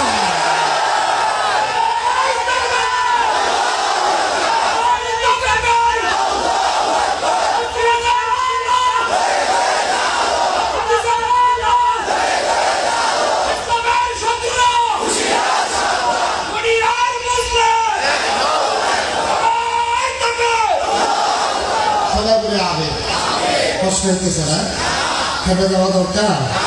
যে কথা বলে শুরু করেছিলাম ওটা দিয়ে শেষ করে দেবো ইনশাআল্লাহ। আল্লাহ রাব্বুল আলামিন কি বললেন? ফাবিমা রাহমাতিন মিনাল্লাহ, সুবহানাল্লাহ বললেন না? মুসলমান মন দিয়ে শোনো, আল্লাহর নবীর মনটা বড় মায়া প্রমাণ। আল্লাহ নবী যখন দুনিয়াতে তাশরীফ আনলেন, ওই জামানায় মক্কার মানুষগুলো সম্ভ্রান্ত বংশের মানুষ, যারা ভুইয়া চৌধুরী সরকার, সরকার পেশকার, স্বর্ণকার, দফাদার, চকিদার, বনু উমাইয়া, কুরাইশ, বনু তামিম, বনু কেনান, বনু হাশিম বংশবলী মানুষ যারা, তারা কখনো তাদের মায়েরা নিজের বুকের দুধ বাচ্চাদেরকে খাওয়াইতেন না। খুব খেয়াল করেছিলেন। কি হলো? এই যে ভাই, এই দুজনকে বসাই দেন, বসেন। হ্যাঁ বসবো বাইরে গিয়ে, ভিতরে বসবো। আছে অনেকে আছে ওই বড় এই কাম করে, এরকম করতো এরকম করতো, তো রাইতে ঘুমায় ২-৩ রুম মিলে গিয়ে মোটামুটির দরকার, একটু খেয়াল করে শুনি। তো নবীজি যে বছর, খুব খেয়াল, আমরা শেষের দিকে চলে আসতেছি ইনশাআল্লাহ। নবীজি যে বছর দুনিয়াতে আসলেন, ওই জমানায় মক্কার মানুষগুলো বুকের দুধ মায়েরা বাচ্চাদেরকে খাওয়াইতেন। কারণ বাচ্চা খাবে কি? পার্শ্ববর্তী একটা শহর আছে তায়েফ, কিয়েভ, সবাই খেয়াল করে শুনে না, কিয়েভ, তায়েফ থেকে একদম মহিলা আসতো মক্কায়। মক্কায় আইসা বাচ্চাগুলাকে নিয়ে যেত তায়েফ, দুধ কম করাইয়া টাকার বিনিময়ে দুধ খাওয়াই আবার এটা ফেরত দেওয়া যেত। ২ বছরে ৫,০০০, ১০,০০০ এরকম চুক্তি হতো। ২ বছর দুধ খাওয়াইয়া, অথবা ২০ মাস দুধ খাওয়াইয়া, অথবা ৩০ মাস দুধ খাওয়াইয়া আইনা দিয়া যেত ওই মায়েদের কাছে। তো যে বছর নবী জন্মগ্রহণ করলেন, তায়েফ থেকে একজন মহিলা রওনা করছে মক্কায় আসে। মক্কায় আসার সময় একজন মহিলা যখন রওনা করছে একসাথে, রাস্তায় আসার পরে একজন বলতে আছে, এই একজন তো নাই, কই কে নাই, আমার সাথে ছিল, তার নাম কি, হালিমা। সুবহানাল্লাহ বলুন না, হালিমা তো নাই। তো সবাই মিলে জানাই দিচ্ছে, আরে একসাথে রওনা করলাম, দূরের রাস্তা, একসাথে যাবো, মেয়েটা পেছনে পড়ে গেল, দেখি আমরা একটু অপেক্ষা করি। সবাই মিলে অপেক্ষা করতেছে, হালিমা আর খবর নাই। কিছুক্ষণ পরে সবাই বলতেছে, সন্ধ্যা হয়ে যেতেছে, আমরা আমাকে ফিরতে হবে না, চল আমরা চলে যাই। হালিমা বোধে যাবে না, তার উঠ বড় দুর্বল, সে হয়তো আমাদের পেছনে পড়ে গেছে, আর পারে না, না পারে চলে যাই। সবাই মিলে ঢুকলো মক্কায়। মক্কায় ঢুকে ধনী ধনী বাচ্চাগুলা, যেহেতু টাকার একটা ব্যাপার আছে, এখন যেই বাড়ির বাপ বিদেশ থাকে, আমেরিকা, ব্রিটেন, ফ্রান্স, জার্মানি বড় ব্যবসা করেছিল অথবা এমপি মন্ত্রী, এইরকম ধনী মানুষের বাচ্চাগুলা সব মহিলারা একজন করে নিয়েছে। নিয়ে যখন ফেরত চাইতেছে, তারা তাইফের দিকে রওনা করছে, রাস্তার মাঝে গিয়ে দেখে কারা যাইতেছে, হালিমা, হালিমা, তারা ক্রস করছে রাস্তা। তো রাস্তায় দেখা হইতে করে হালিমা দেখে সবাই ঘুরে ভিতরে বাচ্চা। হালিমা বলতেছে, এই তোমরা কি সবাই বাচ্চা নিয়ে চলে আসছো? তো তোমার দিকে বুঝে তো অনেকক্ষণ আমরা বাকির ভিতরে গিয়ে দাঁড়াই আসতাম না, তুই আসিস না, এই জন্য আমরা চলে গেছি, বাচ্চা নিয়ে আসবো। তা হালিমার তো আর বাচ্চা নাই, কখন একটা বাচ্চা আছে, তার বাপ নাই, এতিম। আমরা খবর বলেছি থেকে যে এতিম মানুষ, এই জন্য আমরা খবর নেই নেই, তিনি গেলে যেতে পারেন। তা হালিমা বলে হিসাবই মহিলা ছিল। হালিমা বলতেছে স্বামীকে, যে স্বামী আমার এখন বাপ নাই, টাকা দিলে কয় টাকা দেয়, ভালো 2 টাকার জন্য আনবো, চলেন ফেরত চলে যায়, এই বছর দিলে আমাদের ভাগ্যে বাচ্চা নেই। হালিমার স্বামীর বাচ্চা ছিল বড় বড়। তিনি হালিমাকে বোঝালেন, দেখো একটা বাচ্চা যেহেতু আছে, আমরা যাই কিছুই নিশ্চয় এর ভিতরে কোনো কুদরত আছে মাওলা, চলো যাই, এটার ভিতরে বরকত থাকতে পারে। অনেক বুঝাইয়া শোনাইয়া হালিমা মক্কা শহরে ঢুকছে। ঢুইয়া কাবাগরের কেনারে যখন গেছে, গিয়ে দেখে যে হুজুর দাঁড়াই গেছে। তো হুজুরকে বলতেছে, ভাই এই আমি তো আসছিলাম আমরা মক্কা, তো কেন আসছিলেন? তো শুনলাম এই গ্রামে নাকি একটা বাচ্চা আছে, বাচ্চার বাপ নাই, বাচ্চার নাম মুহাম্মদ সাল্লাল্লাহু। এই বাচ্চাটার ঘর কোনটা? ও মুহাম্মদের জিজ্ঞেস করতেছে, ওর আপনার নাম তো বলবো আব্দুল্লাহ, আমাদের আব্দুল্লাহ ভাইসা, ওর ভালো মানুষ ছিল, তার মা নেনা, তার দাদা পেল, তার কাবাগরের মতো আর নেই। ওই যে ঘরটা দেখা যায়, এটাই তো মুহাম্মদের ঘর। সুবহানাল্লাহ বলবেন না? হালিমা সাদিয়া, ওনারা ছিলেন 3 জন, হালিমা, হালিমার স্বামী, আর হালিমা আর একটা দুধের বাচ্চা, নাম হইল আব্দুল্লাহ। তারা ওই কেনারে দিয়ে দাঁড়ালেন। হালিমা বললেন, স্বামী আমার, এই আমেনার ঘরের ভেতরে কোনো পুরুষ নাই, আপনি অন্য পুরুষ ঢোকা ঠিক হবে না, আপনি একটু বাইরে থান, আমি ভেতরে যাই, বাচ্চাকে দেখে আসি, পছন্দ হইলে নেব, হইলে না। হালিমার স্বামী বললেন, ঠিক আছে, আমি আব্দুল্লাহকে নিয়ে দাঁড়াই। হালিমার নিজের বাচ্চা আব্দুল্লাহকে নিয়ে হালিমার স্বামী বাইরের কিনারে দাঁড়িয়ে রইলেন। হালিমা সাদিয়া দরজায় গিয়ে দাঁড়ালেন, আসসালামু আলাইকুম। ভেতর থেকে জবাব আসলো, ওয়ালাইকুম আসসালাম। কে বাইরে দাঁড়িয়ে সালাম দেয়? আমার নাম হালিমা। কয় কোন হালিমা? কয় হালিমা সাদিয়া। কয় চিনলাম না। আমার বাড়ি তাইফে। কয় কেন এসেছো? কয় বাচ্চা নিতে এসেছিলাম। এবার ভেতর থেকে আমেনা কয়, হালিমা গো, ও হালিমা, সকাল থেকে কত মানুষ বাচ্চা নিয়ে গেল, আমার বাড়ির সামনে দিয়ে গেল, উঠের পায়ের শব্দ শুনলাম, বাচ্চার বাবা কান্না শুনলাম, একজন মানুষ খবরও নিল না, ডাক দিয়ে জিজ্ঞেস করলো না, তোমার বুঝে আমার বাচ্চার জন্য বড় মায়া লাগছে গো হালিমা।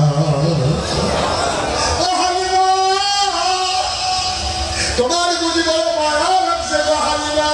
আহলান সাহলান মারহাবা, মোস্ট ওয়েলকাম, আমার ঘরে তোমার স্বাগত। এবার হালিমা আসতে কয় ঘরের দরজায় ঢুকতে।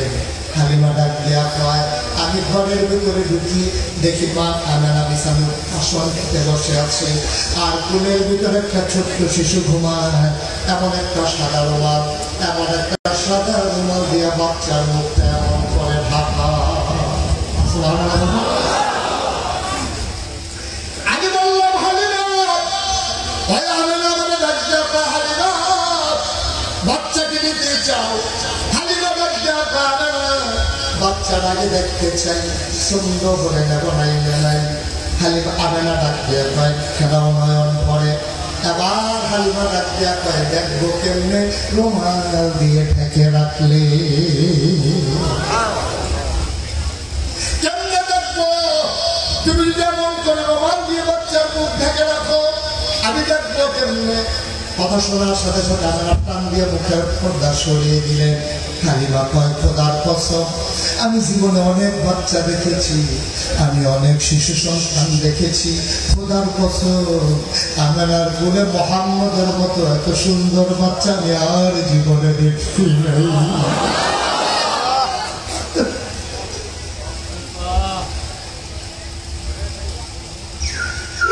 আমি কোনোদিন এমন বাচ্চা দেখি না। পৃথিবীর সকল মানুষ মিলে হালিমা কথা বলতে সাবধানে বইল। তুমি বলতেছো এমন মানুষ তুমি দেখো নাই। হালিমা এমন মানুষ তুমি দেখবা কেমনে? মোহাম্মদের মতো মানুষ দ্বিতীয় আমার আল্লাহ একটাও বানায় না।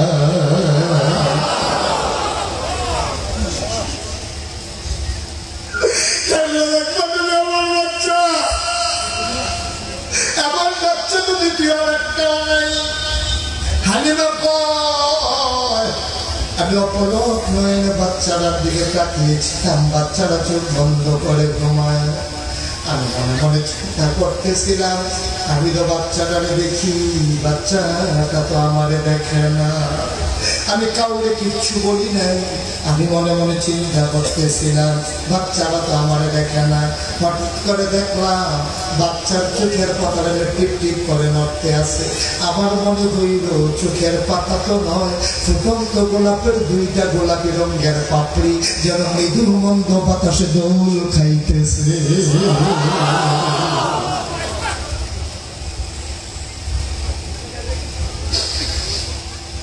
চোখ দুইটা তার খুলে গেল, আমার বাচ্চারা আমার দিকে তাকাইল, আমিও তাকিয়ে আছি বাচ্চার দিকে। শিশু মোহাম্মদ আমার দিকে তাকিয়ে আছে। খোদার কসম আমি খেয়াল করে দেখলাম বাচ্চারা আমার দিকে তাকাইয়া ঠোঁটের কোনাটা বাঁকা কইরা হঠাৎ করে একটা মুচকি হাসি দিল।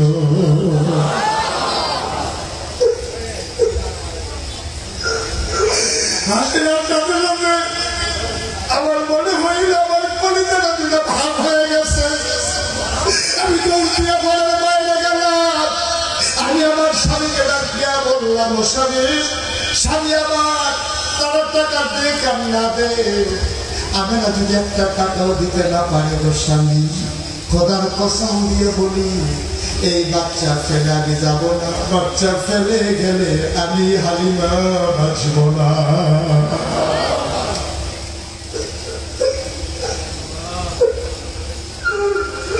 আমি বাঁচব না, আমি বাঁচব না। আমি বাচ্চা নেবই নেব, টাকা দিলে টাকা দিলে নাই। হালিমার সাথে ব্যবসা কর। হালিমা, ও হালিমা, মন চাইলে নিয়ে নাও, আমার কোনো বাধা নাই। এবার হালিমা দৌড় দিয়া ঘরে ঢুকলেন। এইটা কয় আমেনা, আমেনা গো, পারলে টাকা দিও না, পারলে নাই, পারলে টাকা দিও না, পারলে নাই। দয়া করে বাচ্চারা আমার খুলে দাও, আমি বাচ্চারা আমার গাড়ির সাথে রাখবো। আমি হালিমা, এটা তো একটা আসল বাচ্চা গো হালিমা, তুমি তো এই বাচ্চার সম্পর্কে কিছুই জানো না। এটা বড় আসল বাচ্চা গো। এই বাচ্চা যখন পেটে এসেছে, বাচ্চা যখন পেটে আসে মায়েরা খাইতে পারে না, বমি বমি ভাব হয়, মাথা ঘোরায়। খোদার কসম আমার মোহাম্মদ যখন পেটে এসেছে আমি টের পাই নাই আমার পেটে বাচ্চা আছে নাকি না। বাচ্চা দুনিয়ায় আসার সময় কত মায়েরা বেহুশ হয়ে যায়, চিৎকার করে, টেনে টেনে নিজের চুল ফেলে ছিঁড়ে ফেলে। ও হালিমা, এই বাচ্চাগুলো আসল বাচ্চা গো। ও হালিমা, এই এই বাচ্চারা বড় আসব বাচ্চা।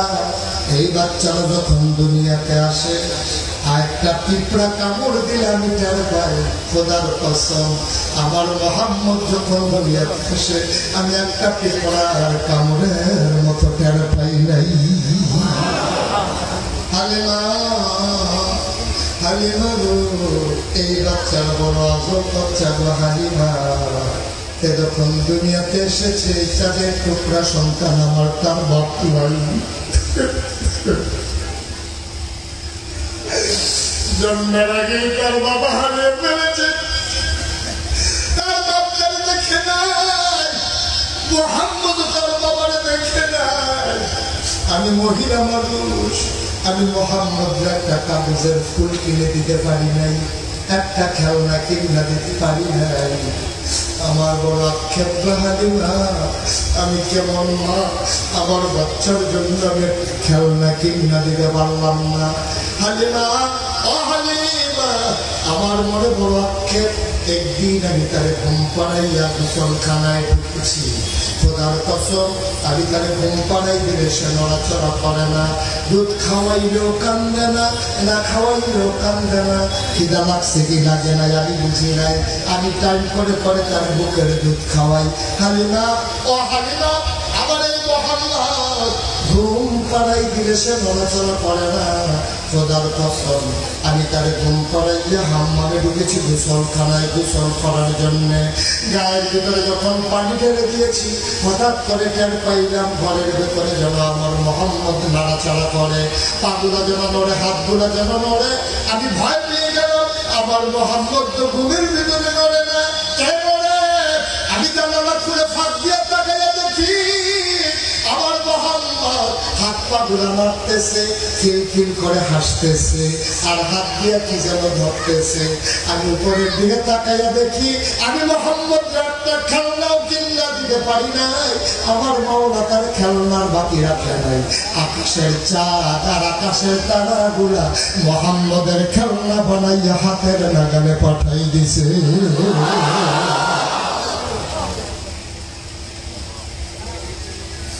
খাগড়াছড়ির মুসলমান, ছড়ির মুসলমান, তার বক্তা এলাকার মুসলমান, এই নবী তোমার আমার নবী, তুমি নবী কি চিনো নাই? হালিমা ডাক দেখো, আমি না বাচ্চারে তুলে দাও। হালিমা বললেন ফি আমানিল্লাহ, বাচ্চা তুলে নিলেন। হালিমা কয় খোদার কসম, আমার শরীরটা ছিল না, আমার বুকের ভিতরে দুধ ছিল না। আমার ছেলে আব্দুল্লাহ বারবার বুকের ভিতরে চুষণ মেরেছে, এক ফোঁটা দুধ আমি দিতে পারি নাই। খোদার কসম, বিসমিল্লাহ বলে মোহাম্মদ রে যেই মাত্র তুলে নিলাম, আমি টের পাইলাম আমি হালিমার শুকনা দুইটা বুক সাথে সাথে দুধে ভরপুর হয়ে গেছে। আমি দৌড়ে ঘরের বাইরে গেলাম, আমি বললাম স্বামী তাড়াতাড়ি করো। আগে ছিল তারা 3 জন, নবীজি সহ হয়ে গেল 4 জন। এবার যখন লোকের পিছনে চললেন, রাস্তার মাঝামাঝি দেখা হয়েছিল ওরা যায়, হালিমা আসে। কিছু দূরে যাওয়ার পরে সামনের মানুষগুলো দেখে খটখট করে আওয়াজ হয়, পেছনে তাকায়া দেখে হালিমা তাদেরকে ধরে ফেলেছে। তারা সবাই মিলে চুপ মেরে দাঁড়িয়ে গেছে। ডাক ডাকা, হালিমা গো, মক্কায় গিয়ে কি উঠ বদলাইছো? এই উঠটাকে আগের উঠ না উঠ বদলানো? হালিমা গো, উঠ তো আগেরটাই, কে আমারে বদলাইয়া উঠ দেবে? তো মিথ্যা কথা বইল না, যে উঠ নিয়ে যাওয়ার সময় তুমি পেছনে পড়ে গেলা, আর এই উঠ নিয়ে আসার সময় 4 জন মানুষ নিয়ে আগের থেকে একজন বাড়ছে, তারপরে তুমি কেমনে আগাই যাও? অবশ্যই তুমি বদলাইছ। হালিমা কয় খোদার কসম, আমি উঠ বদলাই নাই। তাইলে উঠ এমনি দৌড়ায় কেন? আমি তো জানি না। তাই কে জানে? আমার স্বামী জানে না। তাই জানে কে? আমার ছেলে আব্দুল্লাহ জানে না। তাইলে জানে কে? হালিমায় চোখের পানি ছেড়ে দিয়ে কয়, আমার মনে হয় জানে মক্কার শিশু মুহাম্মদ।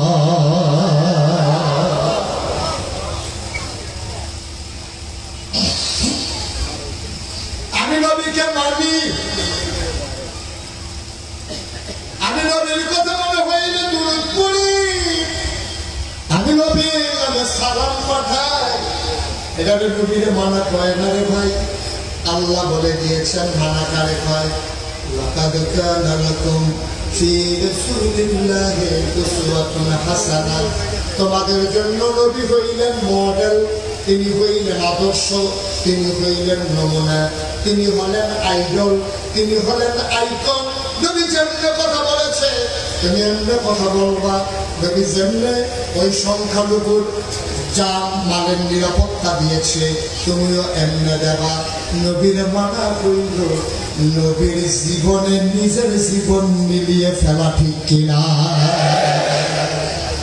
তুমি বলবা আমি আশিক রাসূল, বাবাই নবীর আসলে তুমি জাস্টে জুলুস বের করবা, তুমি মুসলিম মিছিলের পর মিছিল দিয়ে রাজপথ একেবারে কাঁপিয়ে দেবা।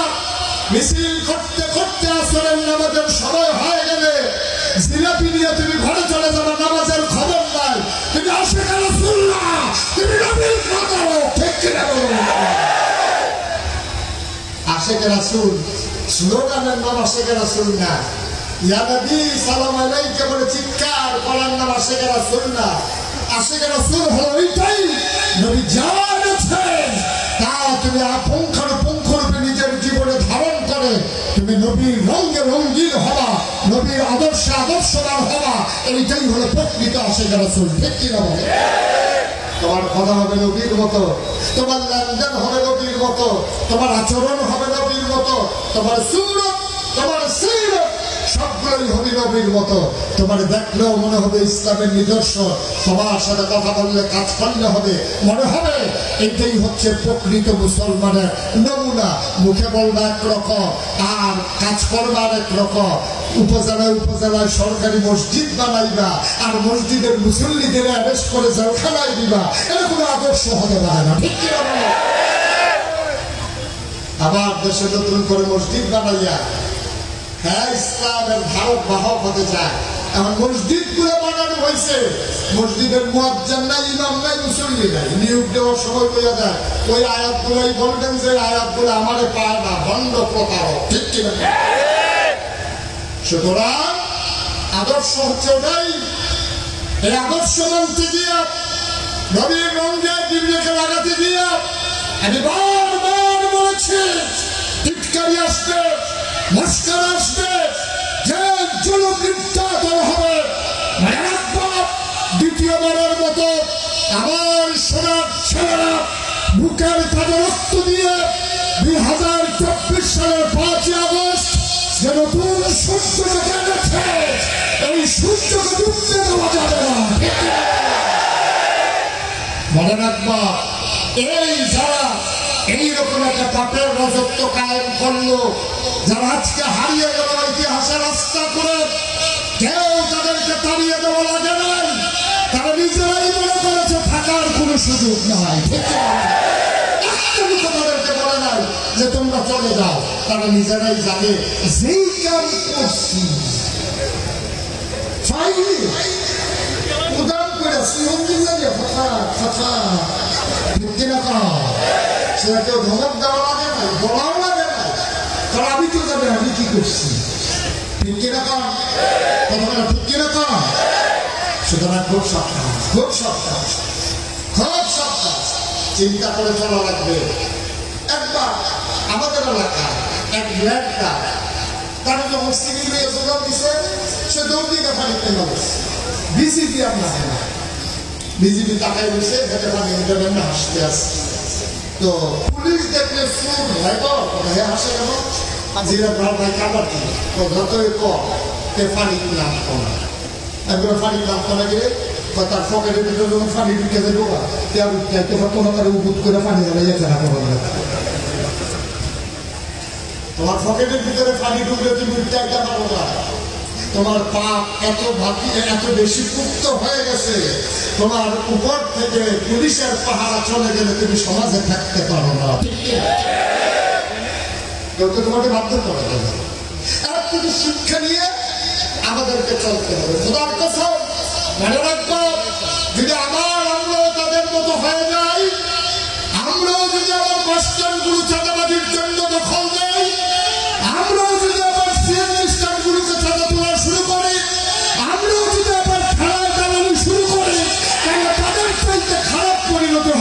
হবে।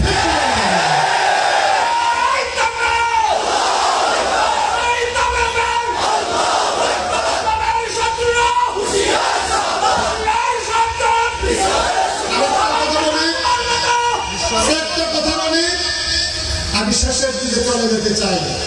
মনে রাখবেন, আল্লাহ নবী যখন যুদ্ধের ময়দান থেকে ফেরত আসতেন, তিনি সাহাবাদেরকে বলতেন, যুদ্ধের সাজ খোলা যাবে না, তোমাদের যে রণসাজ এটা খোলা যাবে না, প্রস্তুত থেকো, কারণ যখনই বিজয় আসে এর পেছনে আঘাত একটা আঘাত আসতে পারে।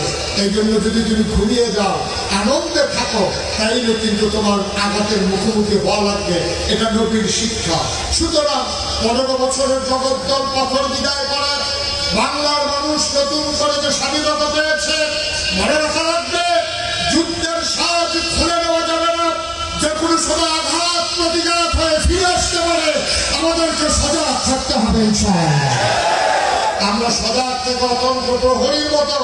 আমি আজকেও বলেছিলাম হারুন ভাইয়ের রুমে বসে যে আমাদের হারুনুর রশিদ আমাদের হারুনুর রশিদ ভাইয়ের বসা বসে বসছিলাম যে আগের চাইতে কাজ এখন যারা দেশপ্রেমী, যারা আল্লাহওয়ালা, আগের চাইতে তাদের কাজ কি কমছে না বাড়ছে? কমছে না বাড়ছে? বাড়ছে। ঘরে সম্পদ ছিল না, এটা ভালো ছিল, সুর আসে না। ভগিন্দি বেটির বড় জীবন সুর যায় না, ফ্যামিলি দরজা খুললে ঘুমায়, মানুষ যে কি করবো থাকলে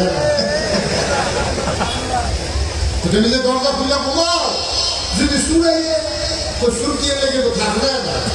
সুতরাং যার ঘরে সম্পদ নাই তার চুরির কোনো ভয় নাই, যার ঘরে সম্পদ আছে তার চুরির ভয় আছে। এখন আমাদের কাছে 2024 সালের 5ই আগস্টের পরে মহামূল্যবান স্বাধীনতা নামক একটা সম্পদ আছে। সুতরাং আমরা যারা এই সম্পদের মালিক, আমরা রাত জেগে জেগে অতন্ত্র প্রহরীর মতো পাহারা দিতে হবে, আবার এই সম্পদ যেন কেউ লুণ্ঠন করতে না পারে। ঠিক পাহারা দিয়ে দিয়ে আমাদেরকে টিকিয়ে রাখতে হবে। আমি বলি, বাংলাদেশে সংখ্যালঘু সংখ্যাগরিষ্ঠ বলতে কোনো শব্দ নাই। এখানে যারা পাহাড়ি, এখানে যারা বৌদ্ধ, এখানে যারা হিন্দু, এখানে যারা নিগোষ্ঠী, আর যারা মুসলমান, সবাই মিলে আমাদের পরিচয় একটাই, আমরা বাংলাদেশী। ঠিক কি না? এর বাইরে আমাদের কোনো পরিচয় নাই। এই 56,000 বর্গ মাইলে প্রতিটি ইঞ্চি ইঞ্চি জায়গা আমাদের কাছে আমানত। সুতরাং কে হিন্দুকে বৌদ্ধ, কে খ্রিস্টানকে পাহাড়ি, কে বাঙালি, এই পার্থক্য করার সুযোগ নাই। কাঁধে খাওয়াতে মিলিয়ে সবাই মিলে আমার বাংলাকে কাগজে পত্রে নয়, প্রকৃত অর্থে আমরা সোনার বাংলা বানাতে চাই। ঠিক কিনা? এই বাংলা তোমার বাংলা, এই বাংলাদেশ আমার বাংলাদেশ। সবাই মিলে আমাদের বাংলাদেশকে আমরা ভালো রাখবো। আর সবচেয়ে বড় কথা, মহান বিজয় করতে গিয়ে আমাদের অনেক পাপ জমা হয়ে গেছে, মনের অজান্তে আমরা অনেক গুনাহ করে ফেলেছি। আমার মন সাক্ষী দিয়েছে, 33 বছর আমি মুস্তাক ফৈজি ওয়াজ করি, 33 বছর হয়ে গেছে। মাহফিলে কদম দিলে মাহফিলের ওজন বুঝি। আজকে আপনাদের এই মাহফিলে কদম দিয়া আমার মন সাক্ষী দিয়েছে, আপনাদের মাহফিল আল্লাহ কবুল করে নিয়েছে। সবাই মিলে আজকে একটু দোয়ার দরকার আছে নাকি নাই? তাওবা করার দরকার আছে নাকি নাই? সবাই ভিতরে বসে গেল তো ভাই, এখন বসে মুরব্বী দিয়ে ডাক দিও তো বিষয়।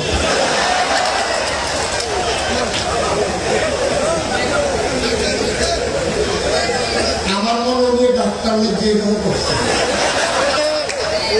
এত মনি ডাক দিবেন। আমি যেহেতু মুরব্বী না, ডাকও দিত না। আমিন কর। আমরা সবাই মিলে তওবা করার দরকার আছে নাকি নাই? আমাদের গুনাহ আছে নাকি নাই? আমি এতক্ষণ কাউকে বসতে বলি না, আমি জেনেছি যতটুকু জায়গা ছিল আমরা ফিল আপ করে নিয়েছেন। কিন্তু এখন যেহেতু তওবা করবো, আমি বিনয়ের সাথে অনুরোধ করে একটু বসে পড়ার, যে যেখানে আছেন বসে পড়ুন, সবাই বসে পড়ুন। লাইনে বামে আমার যারা আছেন, সামনে যারা আছেন, পেছনে যারা আছেন, একজন লোক দাঁড়িয়ে থাকবে না। সবাই মিলে আমরা তওবা করবো, দরকার আছে নাকি নাই? এই সুযোগ যদি আমার না পাই, আল্লাহ রাসূল বলেছেন যে মানুষটা খালেস অন্তরে তওবা করে, মায়ের গর্ভের শিশুদের যেমন নিষ্পাপ হয়ে বের হয়, তওবা করার পরে দুনিয়ার মানুষ কেমন নিষ্পাপ হয়ে যায়, সে ভালো বলবেন না? সবাই মিলে আমরা তওবা করবো ইনশাআল্লাহ, ইনশাআল্লাহ, ইনশাআল্লাহ। দরকার আছে না দিনাই? যারা পারি নামাজের মতো করে বসি, যাদের নিচে বিছানা আছে আমরা একটু দয়া করে নামাজের মতো করে বসি। আপনারা জানেন যে আমি মুশতাক ফয়েজি, আমার নাম আপনারা শুনেছেন। সামনাসামনি সবাই আমার ওয়াজ শোনার সুযোগ পাননি, যেহেতু পাহাড়ি অঞ্চলে আমার জন্য আসাটা একটু কঠিন। কুমিল্লা, চাঁদপুর, বিবাড়িয়া ওই এলাকাগুলোতেই আমার বেশি করে প্রোগ্রাম করা লাগে। আর এবছর প্রোগ্রামের এত চাপ, কেমন চাপ এটা নিজেও জানি না, তারপরেও ছুটে এসেছি। মাঝে মাঝে না আসলে ভালো লাগে না, কারণ আমি জানি এখানে পাহাড়ি মানুষ যেমন আছেন এর চাইতে বেশি আমাদের ওই এলাকার মানুষ, কুমিল্লা, চাঁদপুর, ব্রাহ্মণবাড়িয়া ওই এলাকার মানুষই এখানে বেশি না। হাত তুললে ধন্যবাদ হয়, হাত তোলার দরকার নেই, থাকেন ফেমিলও আছে। অতবার বলা লাগে আমিন কম, যেরকম তো আপনারা ইউটিউবের মাধ্যমে সামনাসামনি বসে তো সবাই শোনার সুযোগ পান নাই। মোবাইলে, ইউটিউবে, ফেসবুকে আবার ওয়াজ শুনেছেন, কে কে দেখে একটু হাত তুলবেন তো। ও বাবা, আমি সারাদিন সবাই শুনছি, আমিন বলো। মাশাআল্লাহ, মাশাআল্লাহ। সেই পাহাড়ের বাঁকে বাঁকে আমার কথাগুলো চলে এসেছে ফাঁকে ফাঁকে, না? আমি অভিভূত যে আপনারা আমাকে হৃদয় দিয়ে ভালোবাসেন। আমি ছোট্ট একটা মানুষ, আপনাদের ভালোবাসা পাওয়ার মতো উপযুক্ত আমি কোনো মানুষ না। আমি এত বড় কোনো বক্তাও না, বড় কোনো আলেমও না, কিন্তু বাংলাদেশের মানুষের ভালোবাসা আমি পেয়েছি, এটা আমার সবচেয়ে বড় পুঁজি, এটাই আমার সবচেয়ে বড় সম্পদ। আপনি জানেন যে আমার নামের সাথে সবাই খেয়াল করেছেন পীর সাহেব, দুইটা শব্দ, পীর সাহেব। আমার দাদা ছিলেন ফুরফুরার একজন বড় পীর, ফুরফুরা সিলসিলা একজন বড় পীর। আমার আব্বা 1985 সালে ইন্তেকাল করেছেন। আব্বার ইন্তেকালের পরে 1998 সালে, প্রায় 13 বছর পরে আমার দাদা ইন্তেকাল করেছেন। তা আব্বা না থাকার কারণে দাদা আমার উপরে দায়িত্ব দিয়েছেন। আমি দাদাকে বললাম, দাদা আমি তো পীর সাহেব হতে চাই না। তো দাদা চল করছে, সব জায়গায় পীর সাহেব বলে ফিটাফিটি। একজন পীর সাহেব বলে নাতি ফকি ফোনার করে বিয়ের করে, মানে ফিরের অভাব নাই, মাজারের লেগে আগুন যায় না, সিফায় সাফায় নাই, ফিরের লেগে সবাই ভাবো। আর আমার নাতি পীর সাহেব হতে চায় না। আমি বললাম যে দাদা আমি পীর সাহেব হতে চাই না। কেন? আমি পীর সাহেব দেখতে দেখতে আমি অতিষ্ঠ। বাংলাদেশে আমি যত পীর সাহেব দেখছি, অধিকাংশ পীর সাহেব দেখছি বইয়া বইয়া খায়। পীর সাহেবের কোনো চাকরিও নাই, বিরুষ্টিও নাই, অটোও চালায় না, সিএনজিও চালায় না, বইয়া খায়। রিক্সাওয়ালা না টেহা দেয়, নতুন লিমিটেড না টেহা দেয়, বাংলাটা না হেঁটে বইয়া বইয়া খায়। ঠিক কিনা পাও? আমার লজ্জা নেই। হাত আছে, পা আছে, নাক আছে, মুখ আছে, চোখ আছে। একটা লোক মাটি কাটতেও তো ডেলিভার শোবে আমার পাহাড়ে যে লাঠি কেটে কাম করতে এমনি মাটির শরীর ব্যস্তেও করতে ফিরে করতে ব্যস্ত পারে না। এই মানুষটা বইয়া বইয়া খাইবো, আর রবীন্দ্র টিয়া দিব, এই টিয়াতে বইয়া খাইবো। এটা আমার লজ্জাই নেই। আর খাইতে খাইতে খাইতে খাইতে বাংলাদেশে এমন অনেক ফিসা দেখছেন যেতে যে বইয়া রয়েছে, মনে হয় 10-12 জন বইয়া রয়েছে। টাইমটা দেখবেন আলাদা হয় না, একদম এই কারণে বাংলাদেশও আছে, আছে নাকি নাই? তখন আমি বললাম, দাদা আমি তো ফিসা হতে চাই না, আমি কষ্ট করে খাওয়ানো মানুষ, লেখাপড়া করছি, মেহনত করে খাবো, চাকরি করে খাবো, দরকারটা কি? দাদা আমাকে বললেন, তুমি কেমন পীর সাহেব হতে চাও? আমি যে সমাজ বদলে দিতে পারে, যে পীর সাহেব যে দরবার সমাজ বদলে দিতে পারে, মানুষের নৈতিক পরিবর্তন ঘটাতে পারে, আমি সেই পীর সাহেব হতে চাই। আলহামদুলিল্লাহ বলবেন না? দাদা আমি এমনই চাই। তো আমাকে বললো কি লাগবে তোমার? এখন আমার কিছু জমি লাগবে।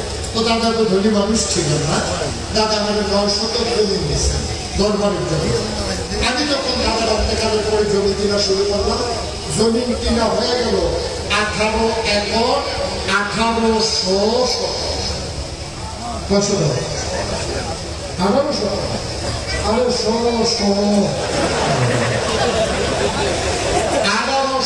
শতক জমিন কিনলাম।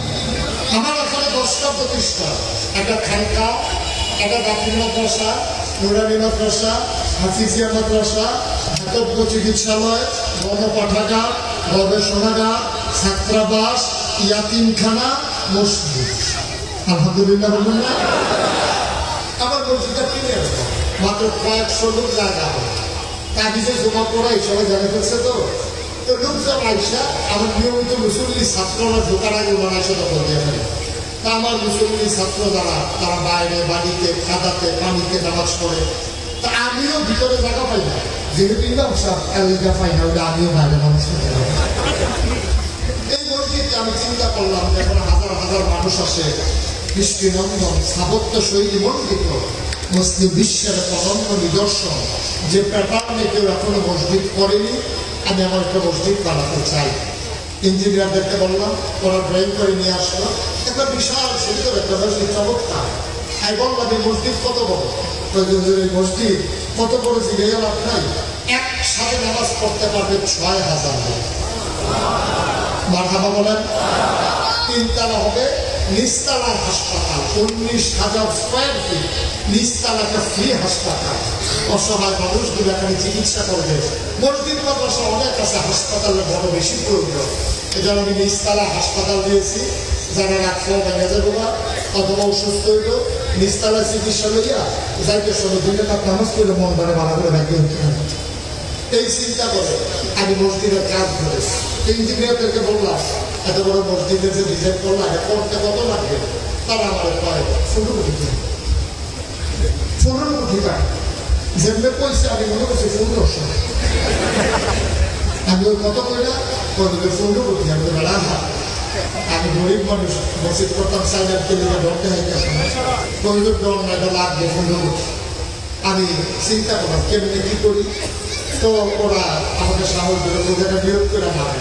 তখন আমি নিয়োগ করলাম যে 1 বছরে আমি মুস্তাক ফৈজি মাহফিল করে যত টাকা হাদিয়া পাই, পুরো 1 বছরের হাদিয়া আমার মসজিদ আমি দান করে দেবো। আমি মসজিদের কাজ ধরার আগে 25 লক্ষ টাকা আমার 1 বছরের কামাই আমি দিয়া মসজিদের কাজ শুরু করেছি। আপনারা শুনে খুশি হবেন, আমার মসজিদের 1 তলার ছাদ হয়ে গেছে, এই পর্যন্ত খরচ হয়ে গেছে 4 কোটি টাকা। আর হাবা বলবেন না? কই পাইলাম?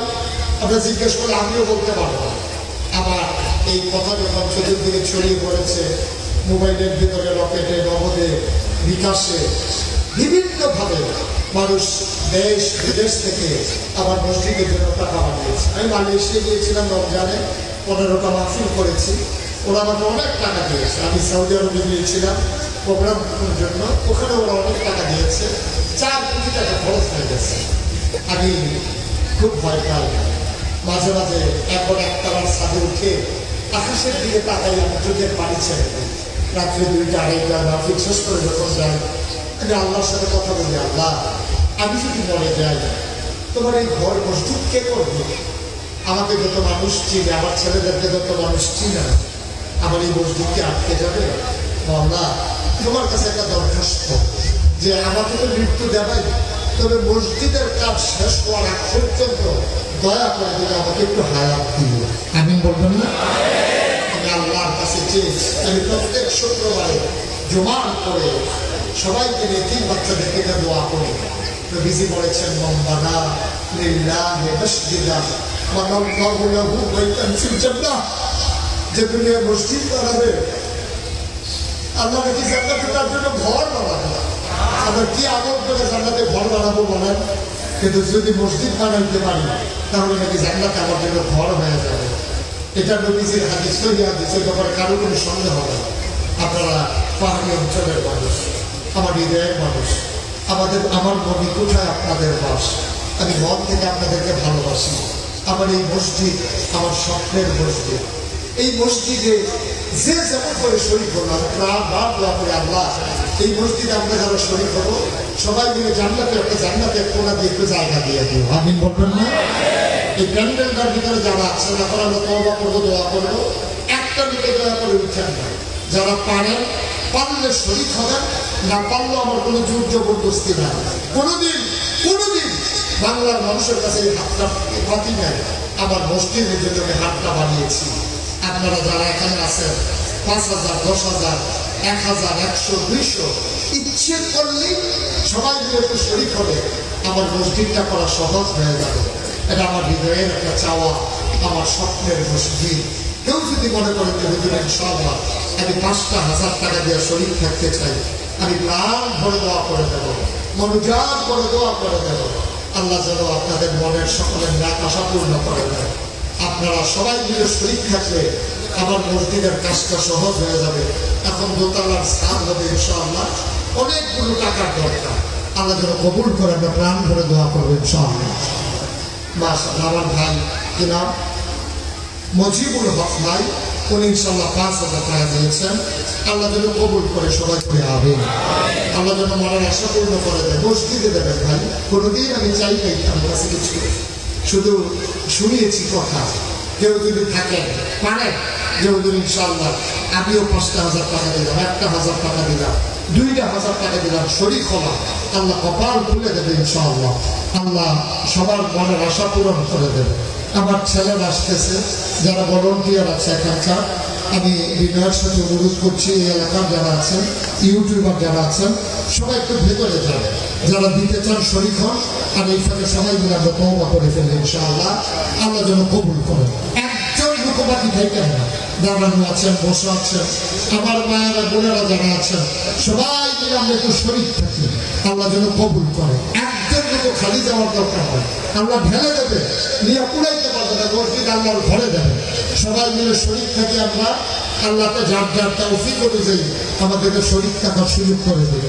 দুজন ভাই একটু সহযোগিতা করেন, এলাকার যারা আছেন দুজন একটু সচেতন দিক দিয়ে দুজন লোক একটু টাকাগুলো উঠান। আল্লাহ যেন বরকত দেয়, আমি প্রাণ ধরে দেওয়া করবো ইনশাআল্লাহ। তারপরে দুজন যান, দুজন একটু উঠেন। আর এই ফাঁকে আমরা সবাই মিলে তওবা করে ফেলি, যারা পারেন কিছু কিছু দিয়ে শরীক থাকেন মসজিদে। আর আমার মায়েরা বোনেরা সহ অনেকেই দোয়া প্রার্থী হয়েছেন, বিশেষ করে দ্বিতীয় স্বাধীনতার জন্য যারা জীবন দিয়েছেন, যারা পূর্ণত্ব বরণ করেছেন, যারা অসুস্থ হয়ে পড়ে আছেন, সবার জন্য আমরা দোয়া করব। হ্যাঁ, মাহফিল কমিটির মহিলা একটা সাহেব, আমার এক ভাই বলার দরকার নেই, উনি বলছে 5,000 টাকা কিন্তু বলতে না করছে। উনি বলছে যে বলার দরকার নেই, এই জন্য আর বললাম না। সবাই বলেন আমিন।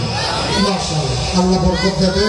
সবাই মিলে আমরা দোয়া করি, সবাই মিলে দোয়া করি ইনশাআল্লাহ। জি জি, মাশাআল্লাহ, আমার আলেম ভাই মাশাআল্লাহ, উনিও 500 টাকা দিয়ে শরীক হয়েছেন। আমরা সবাই চলেন আমার সাথে তওবা করি, আমরা সবাই মিলে তওবা করি। মাশাআল্লাহ, আরেক ভাই 1,000 টাকা দিয়েছেন, আরেক ভাই কিছু টাকা দিয়েছেন মসজিদের জন্য, আমার জন্য চাইবে, খুশি মনে দেন, আল্লাহ ঢেলে দেবে ইনশাআল্লাহ। ইনশাআল্লাহ উঠেন না কেউ, এখন তওবা হয়ে যাবে। সবাই বসেন, যারা পারেন দেন, আর আমার সাথে বাকিরা পড়ে। আউযু বিল্লাহি মিনাশ শাইতানির রাজিম। বিসমিল্লাহির রহমানির রহিম। আস্তাগফিরুল্লাহ রাব্বি মিন কুল্লি যানব ওয়া আতুবু ইলাইহি লা হাওলা ওয়া লা কুওয়াতা ইল্লা বিল্লাহিল আলিয়্যিল আযীম। হে আল্লাহ, ইচ্ছা অনিচ্ছা প্রকাশ্যে গোপনে শয়তানের কুমন্ত্রণায় পড়ে, নফসের তাড়নায় পড়ে জীবনে যত গুনাহ করেছি, কবিরা সাগীরা শিরক বিদআত সমস্ত গুনাহ থেকে খালেস অন্তরে তওবা করতেছি। হে আল্লাহ, গুনাহ মাফ করে দাও, তওবা কবুল করে দাও। আশহাদু আল্লা ইলাহা ইল্লাল্লাহু ওয়াহদাহু লা শারীকা লাহু ওয়া আশহাদু আন্না সাইয়্যিদানা হাবিবানা মাওলানা মুহাম্মাদান আবদুহু ওয়া রাসূলুহু সাল্লাল্লাহু আলাইহি ওয়াসাল্লাম। আমিন আমিন। আল্লাহুম্মা ربنا ظلمنا أنفسنا وإن لم تغفر لنا وترحمنا لنكونن من الخاسرين. ربنا آتنا في আখিরাতে হাসানা আযাবান নার। আল্লাহ তাআলা তোমার কুদরতি পায়ে ধরে ভিক্ষা চাই, আমাদের জীবনের গুনাহগুলো তুমি মাফ করে দাও। এই জীবনে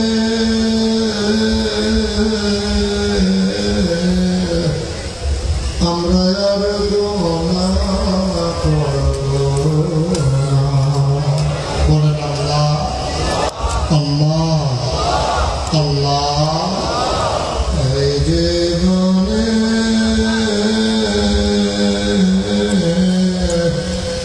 আমরা আর গুনাহ করব না। হাতের গুনাহ মাফ চাই, পায়ের গুনাহ মাফ চাই,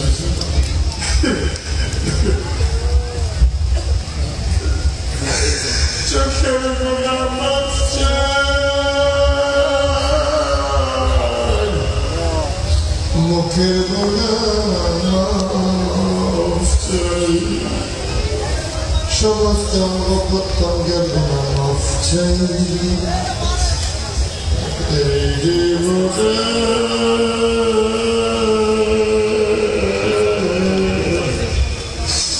আমার গুনাহ করব না।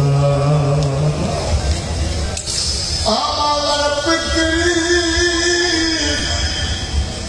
যে এলাকায় বসে হাত বাড়াইলাম, আমার হারুন রশিদ ভাই মুরব্বীদের কথা কেমনে নামে নামে স্মরণ করল মাওলানা।